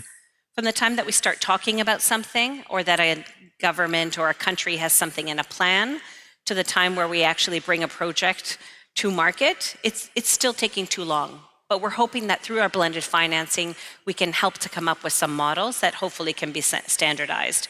And we had something during our G7 presidency, an initiative called Scaled, that is really around having a standardized model, common term sheet, things so that you don't have to be reinventing the wheel every time you do consider an investment. And finally, I would say we have learned that we have to be very flexible with our own approach. In order to be really catalytic, we might have an idea, but if there is an opportunity during the discussions, during negotiations, that we have to be flexible to adapt our concessional resources to exactly that place where they're needed at that moment in time. And we're still very much learning, but very committed to remaining in this space around blended finance. Thanks, Patricia. No, that's, again, the work that IDB Invest in Canada, they have been doing blended finance, and very thankful to the teams. And we are speeding up. No, I think agility is key, and that connection, the daily interaction between the teams and how we deploy that concessional fund is very key and important for many of the projects we see in the region. So I will continue with Canada, but now with Scotia, with Agustina. So again, capital markets, distribution, your experience across different origination pipeline, knowing that what the investors are willing to come again and return and invest repeatedly in emerging markets such as ours. What are your takes on this? Thank you, Fabio. So if we reflect on what we heard from my colleagues, we realize there is kind of some common themes, right? Predictability is one of them, frameworks and scalability of the projects, and kind of going back to something, proof of concept that we've done already. Speed of execution, Patricia just alluded to it, and I think that by working together, we're achieving that. I think the IDB is one that has been the most flexible in innovating with different structures, whether it's guarantees or AB loans, being an anchor investor on bonds, and across jurisdictions, where there are in the different cycles across the credit space. And the third one we've heard is transparency, around due diligence, around pricing mechanisms, and how we're doing this together. I think investors are also looking for solutions, and Scotiabank is uniquely positioned, given that we have presence in a lot of markets where systemic banking, many of these markets, including across the Caribbean, And we also have the capacity to provide FX solutions, which have become key to the sustainability of the projects in this environment of kind of high interest rates. So is this partnership and allowing investors to have a clear pipeline, transparency around pricings and due diligence, and trust on the, in the process and their partners that really allows us to deliver projects. And quite frankly, the more deals we do with the IDB and with Canadian investors that we're now mobilizing into the region, as well as with other banks and investors, we already have mechanisms to look at bankability, to discuss pricing tools, and do market sounding ahead of launching a project. And I think investors appreciate that, Fabio, that coming alongside the banks and the multilateral banks early on to give them much more visibility around pipeline and the capacity to deploy. Thanks, Agostina. And again, I also need to be thankful to our board that they trust on us again for the expanding the debt capital markets program that we have. Again, to be able to attend the markets in those window of opportunities that the emerging markets allow us to anchor and partial care guarantee to get upgrades in terms of the ratings of the issuances, and now we are agile to follow the market and support the market in those capital market issuances. So very thankful as well for the board in these debt capital markets programs that we have seen working and in action in the past years. Back to Juan Pablo. Again, insurance companies such as MetLife Investment Management have been predominantly active in investment-grade transactions. When you look at what would most enable expanding the investable universe in LAC, particularly in no-investment-grade markets, so how you see we doing it and what you need to see you more in the low scale of the ratings? Fabio, I would say we are. Just to start, we are active also in BIG. It's not obviously the bulk of it, but we are able to do it. We do it. It's something that goes back and forth depending on the data that we gather from our clients to invest in BIG. But yeah, it's true, it's mainly investment grade. In fact, I was recalling that I think we really did it after the deals that Agostina mentioned before on the toll roads in Paraguay. They were public deals, which I was also involved for MetLife for the public side before. We did, I think, probably the first private placement here in Paraguay back when it was BB country with certificates similar to the public deal, but in the private side, a smaller. It was a very interesting deal. Still have it there, and now it's probably becoming investment grade. But yeah, so that's a good point because again, BIG carries higher capital charges. So thinking on ways to get products that allow us to perhaps bring more demand from our clients into the region, into the deals. Because that's another thing I want to highlight. Really, if you are able to go through all the FAS and make the deal work for the investors, the demand you get is huge. The funds are massive, and you get very long tenors, you get a lot of dollars, and you get a very effective pricing, very, very attractive. So once you do go through all that FAS, and you get to a very good result, where possible. And I was thinking, what we can do for the future more to attack those projects in below investment countries. I think probably one of the things I was thinking was whether you can do more, for example, partial guarantees from IDB, which has a top rating, that should perhaps bring the deal to IG and allow it to make it more bankable for investors outside the countries. I know sometimes the pricing is tough, but if you can make that work, it's great. And beyond that, we shouldn't forget that, for example, your preferred credit umbrella is also very good because particularly for those BIG countries or low investment grade countries, when you're going into like 15, 20, 25 years into a transaction that's totally liquid in one of the Latin American countries, having your access to transferability and convertibility, having your access to the political side, it's very important. So that also allows us to even get comfortable within below investment grade. So those are a couple of examples that we see that could work for us. Gracias, Juan Pablo. Patricia, we keep going back to reforms and regulatory frameworks and what is needed, in terms of multilateral banks, governments, and investors, how we could strengthen global mobilization frameworks, and how can IDB Invest in Canada collaborate to accelerate these approaches for Latin America and the Caribbean to mobilize capital at scale? So on one hand, we're in a really great space. We've come so far in the last decade. We have some learning. I would start off by saying, it's public financing is not just about mobilizing private capital. You have to actually have some wraparound for that. And so, for instance, in order to have the impact, it means governments working together, regulators, market participants, investors. Like, you have to bring everyone around the table or you're simply not going to get there. And yes, sometimes capital is scarce, but from our experience, it's usually not the hardest thing to bring to the table. Secondly, and here I'm going to repeat a common theme of this panel, but I think it's really important: harmonization and replication. It's great to do something for the first time, but it really matters when you scale it up. So when you take that and you broaden it across markets. And the idea is that it should become part of the standard practice. So for us to make sure that we behave as we should as sovereigns, and when we put conditions, that they're things that are regularly agreed and that we harmonize with others. So that's a job that we have to do amongst ourselves. But then also when we engage with asset managers, with investors, with financial institutions, that the conversation follows something that is not starting from scratch each time. And then finally, when I speak about scale, it's about figuring out how do you do the complementary risk taking.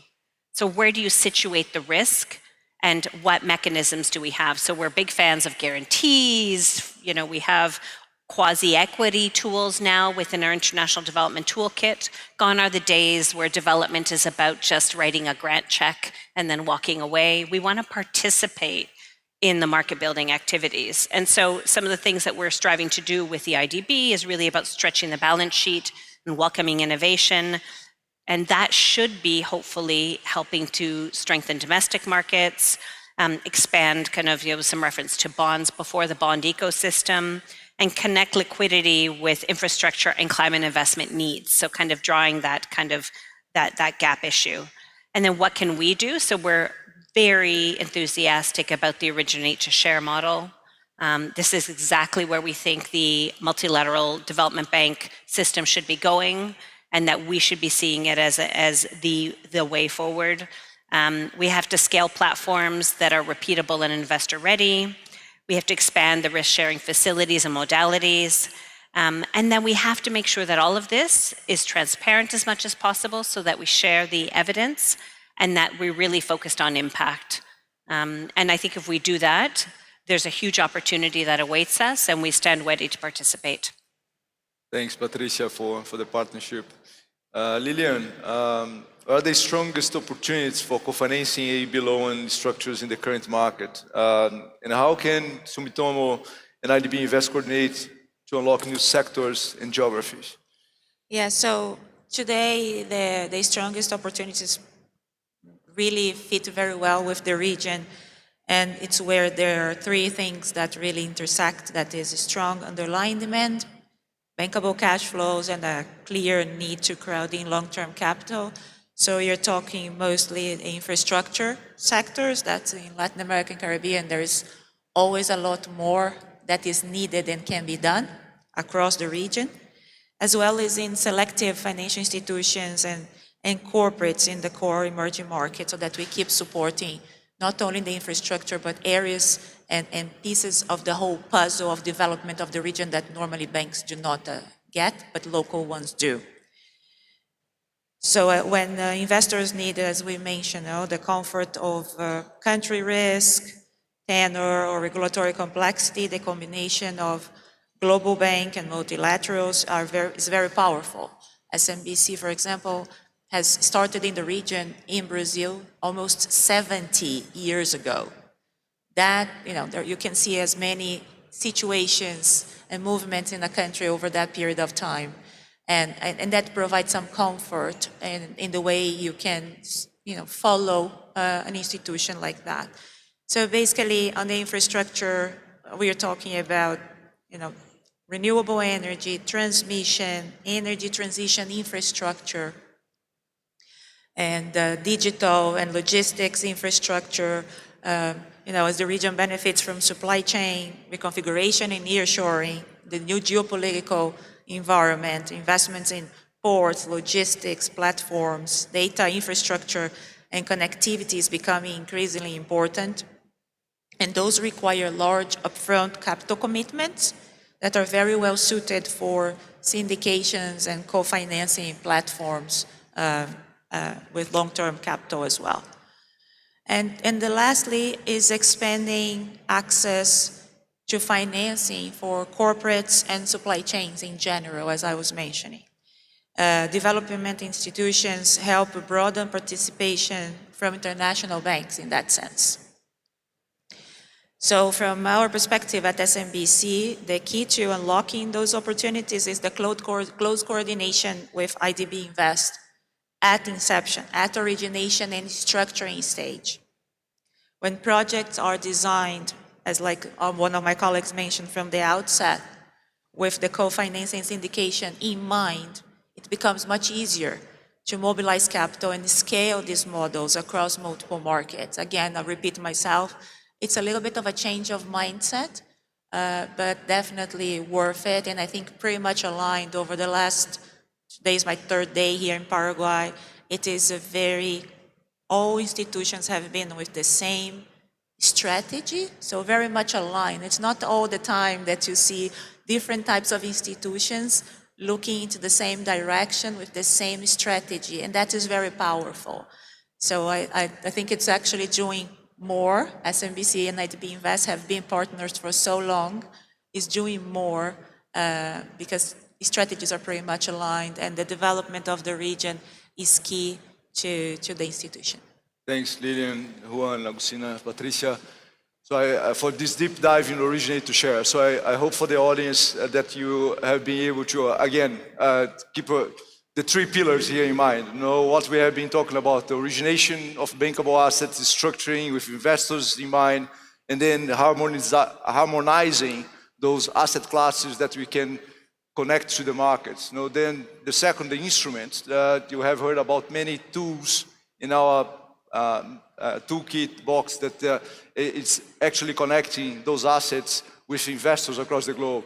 And then the expansion of investor being from commercial banks to investment banks to regional and global players. So we see lots of liquidity, pockets of liquidity in our countries in the region that are now participating in our syndication. So we talked before about having Panamanian banks investing in Paraguay and so forth. So then you sum credit insurers, you have asset managers, you have qualified institutional buyers in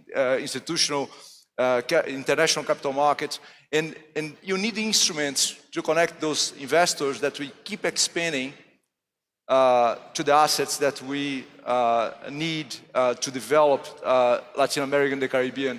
So I'm very thankful to the panelists for this deep dive. I hope it helped all of you attending to the session to understand what it means originate to share and why it's so important to scale up development in Latin America and the Caribbean. So please join me in congratulating and thanks for the panelists.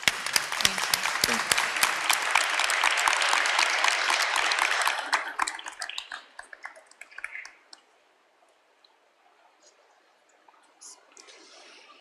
you. It was great to hear from this panel. Thank you, Fabio. And thank you all the panelists. As we prepare for our next panel, I would like to remind everyone that the inaugural session of the Board of Governors will take place today at 5 p.m. in this room. The session is open to all participants. You can also follow it live along with all the events through the IDB Group Annual Meetings app or by visiting liveevents.iadb.org. Don't forget to share your pictures of this event on social media using the hashtags Reuniones Grupo BID y IDB Group Meetings. Now, let's welcome Raj Kumar, CEO of DevEx, who will have a conversation with Orlando Ferreira, Managing Director of Finance and Administration of IDB Invest.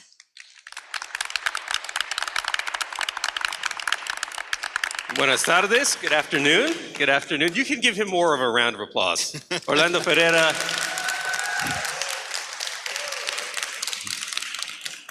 Orlando, we're gonna title this conversation Orlando Ferreira Sin Filtros, okay? Because this is your last IDB annual meeting, from what I understand. That's exactly right. After 25 years, 26 years? 27 by the time I'm done. Amazing. So look, we're gonna talk in this conversation about the future, of course.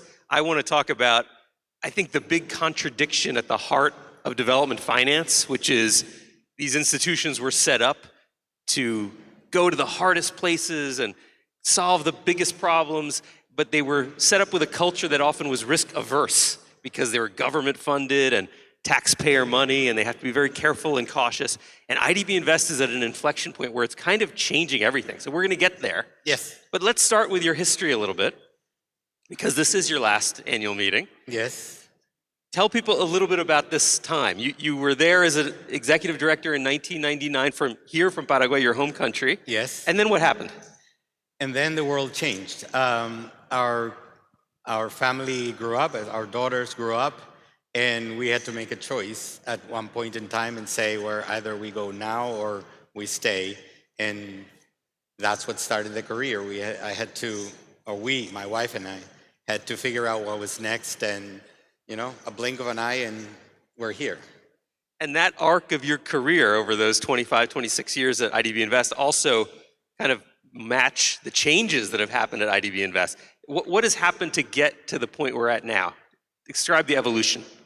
I think I can title it as being extremely fortunate, because I was able to be there and be present for many transformational changes, but mostly two of them that have happened in less than 10 years. And I was always attracted to the private sector. My background is private sector, even before I went into these rule-based organizations that we call the multilaterals.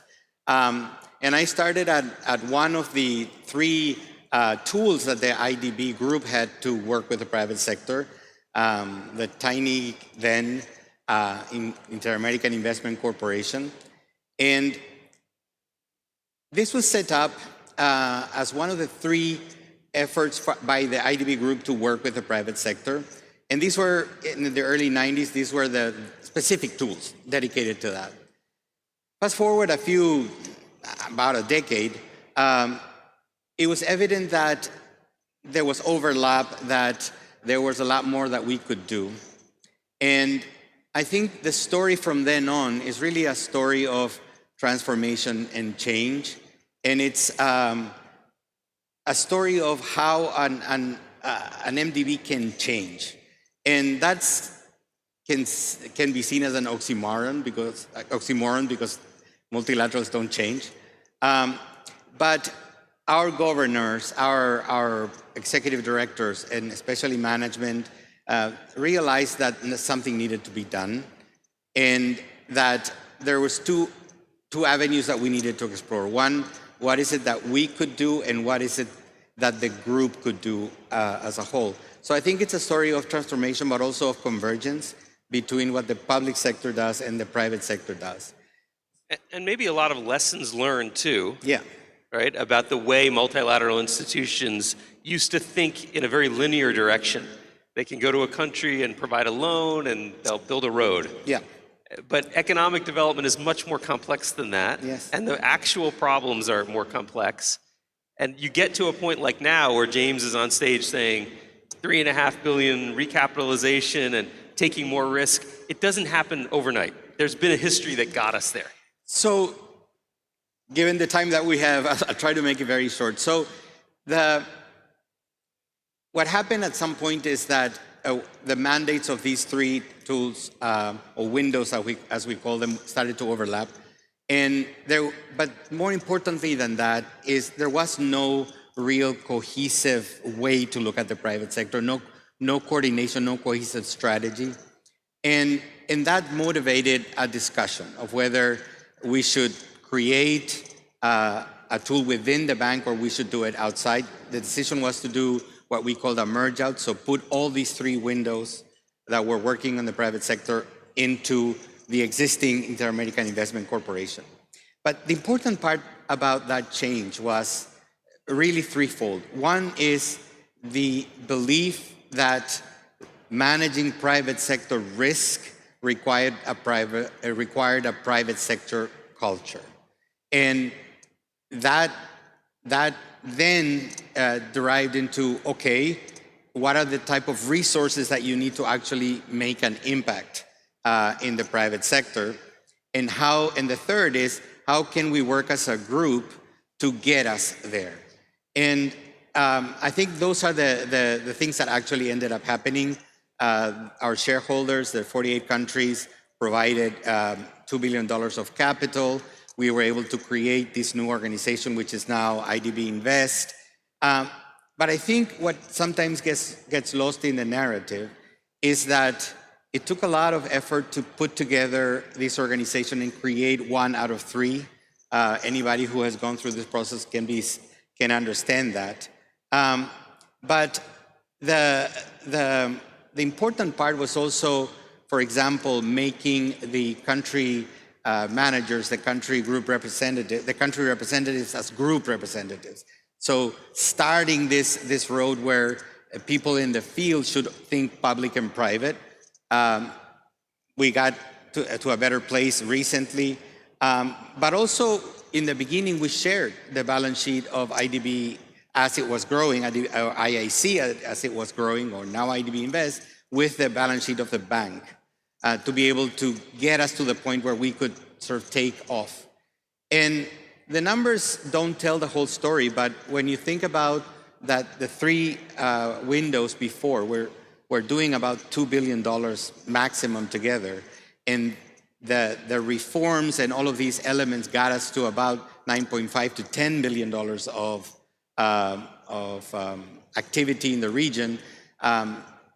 Really showed that the coordination, the strategy, the working as a group all paid off and got us to a point where we could be a lot more systemically important within the Latin American and the Caribbean region. So that was the first big transformation. That's something that happened between 2012 and 2015, and it started operations in 2016.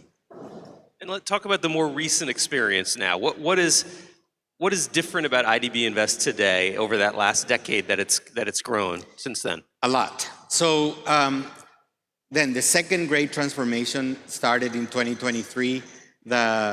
Our shareholders looked at what happened. They said this was a success. The experiment worked. So what do we do next?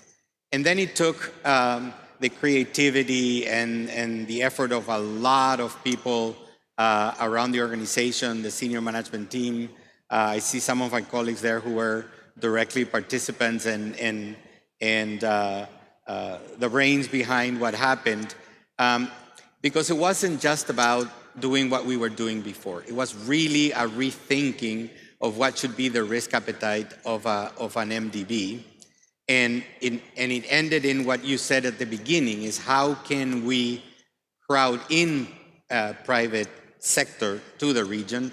Fabio was reminding us in the previous panel that out of the $13 billion that were deployed last year, 7.7 billion came from external partners.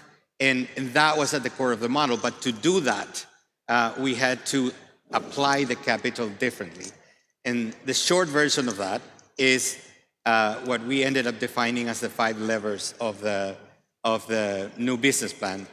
And it came about through consultations with the market, saying, if we were to crowd you in, if we were to bring you in, what do we need to do? And the answer, sort of the simplified answer, was you need to be a lot more present in the equity markets. We are expecting to triple our equity volume between now and 2030, which is what we call at peak day.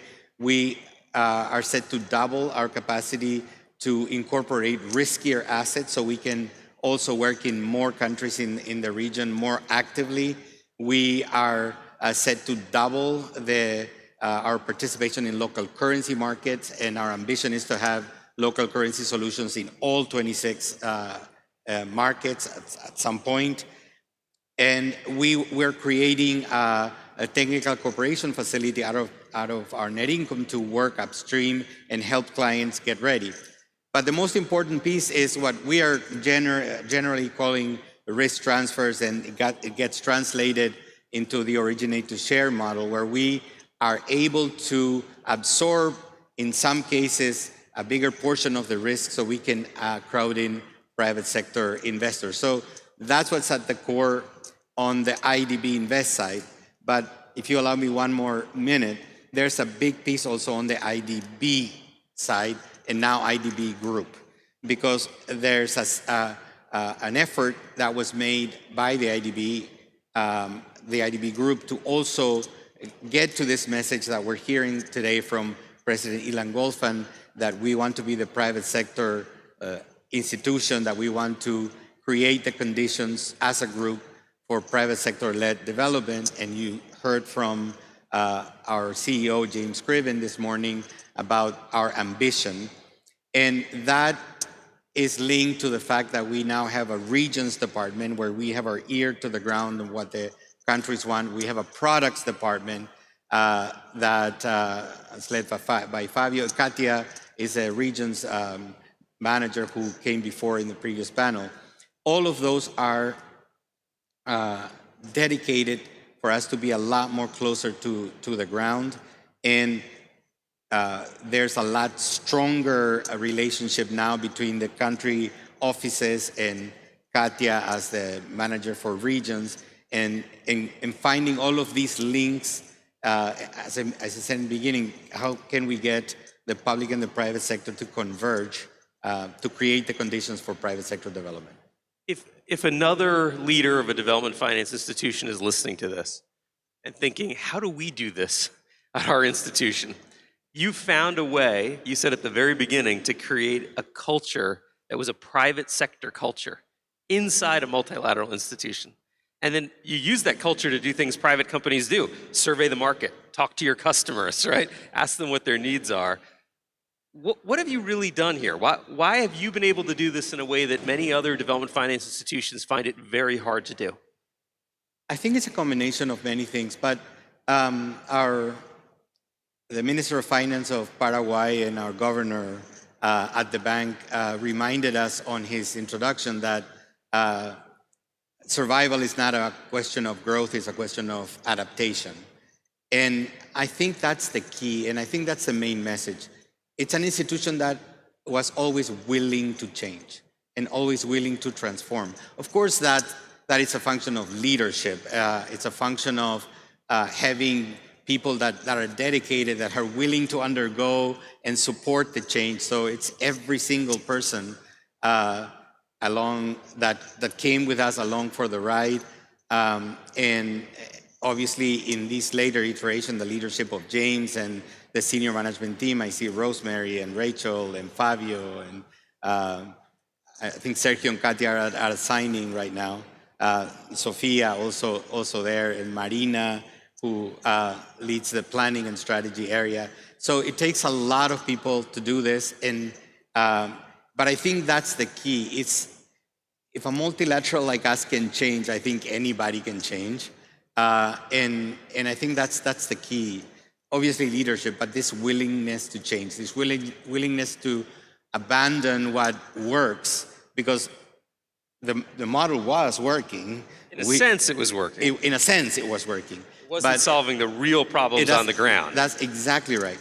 That's exactly right. You know, my version of the Winston Churchill quote would be, the global development community always embraces the private sector after it's exhausted all the other options.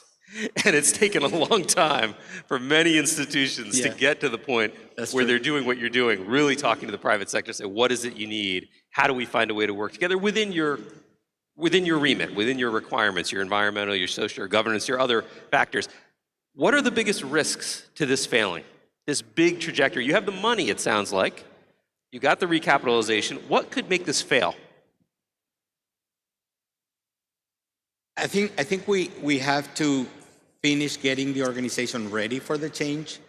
I think we do have some time to do that because we have to get the people in, we have to grow. We have a plan to grow the organization by about 40%. We have a plan to change our technology base. We have a plan to change our risk appetite policies. We have a plan to put in place the structure, the framework. So that's part of it. But I think the main challenge will be to sustain the culture, to make sure that it actually grows, that we become even more ambitious in the future. What our CEO outlined today with that big number of 200 billion in the next 10 years, that is very ambitious. But I wrote to him later, I think to the team, said, well, the best you can do is manifest your destiny. So I think that's what we need to do from now on. Yeah, we heard from one of the mining executives on the panel earlier. He said, the finances is a part of the problem. We need the money. Yeah. But we also are being asked to build a mining operation, that's going to house 10,000 workers and a couple thousand permanent workers at 4,000 meters of elevation, many miles away from the ports and the cities. And it's not an insignificant, it's not a trivial thing to do that construction, that effort. And similarly, for a multilateral institution, it's not trivial to take a strategy and take the finance from your shareholders and actually turn it into something operational in the way you're trying to do. Absolutely. But I think what we got going for us is the knowledge that we've done it once.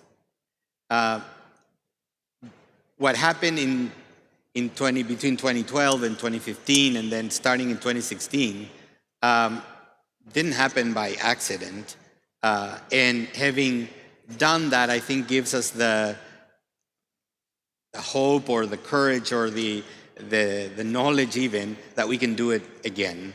And I think 2025, even though it's a prior year, the capital will come in the future.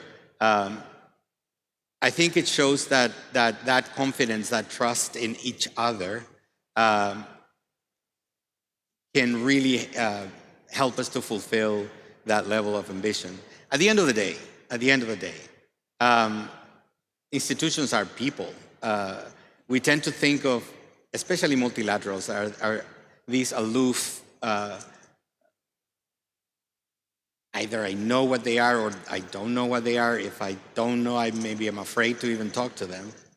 But at the end of the day, what we have been trying to do, I think it's get very, very close to the ground, demystify that air and make sure that at the end of the day, people see people and people who are there to help, people who have the expertise, who have the knowledge, who have the willingness, who have who are willing to make any effort to make sure that we achieve our development mandate. Because at the end of the day, that's what we're here for. And we don't forget that. Well, listen, this is your last annual meeting.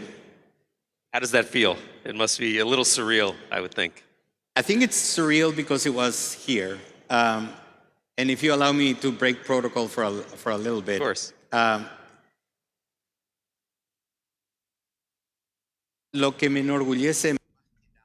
What gives me more pride than anything else is that it's an opportunity to be involved in change, which is not something one has often. But as James was saying in a previous panel, you need to go out and find them. And to my compatriots that are still in the audience, there might be some left, I'll remind you that there are 155 Paraguayans like yourselves, like me, that are working every day in the IDB group that are actively working on this change and on this task. If I could make a wish, it would be 1,550, but one can only wish.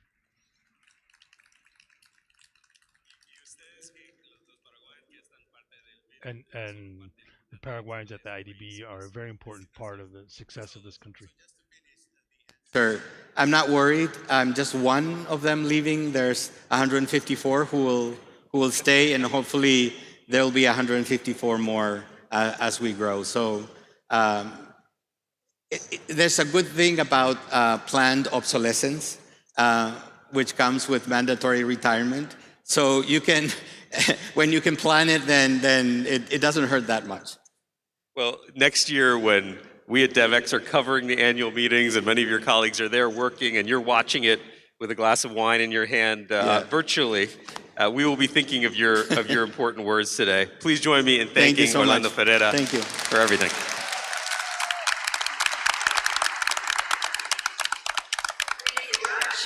Thank you, Orlando, for those closing remarks, and the wonderful audience for joining us these days to the forum and the seminars. It was truly a pleasure to moderate these sessions. I hope you have a wonderful rest of the day. Thank you and goodbye. Join us in Paraguay on March 11 to 14 for our most important gathering, the IDB Group's annual meeting. Last year was the IDB Group's record year, with the highest ever level of $35 billion in financing, while strengthening the quality of our projects and processes, and therefore delivering impact. This led us to a year of record recognition, including Multilateral Development Bank of the Year. Now, we need to build on that. The IDB Group will focus on growth, has foundation for development, including private sector network, critical minerals, supply chains, supporting countries in economic transition, and advancing integration among those ready to move.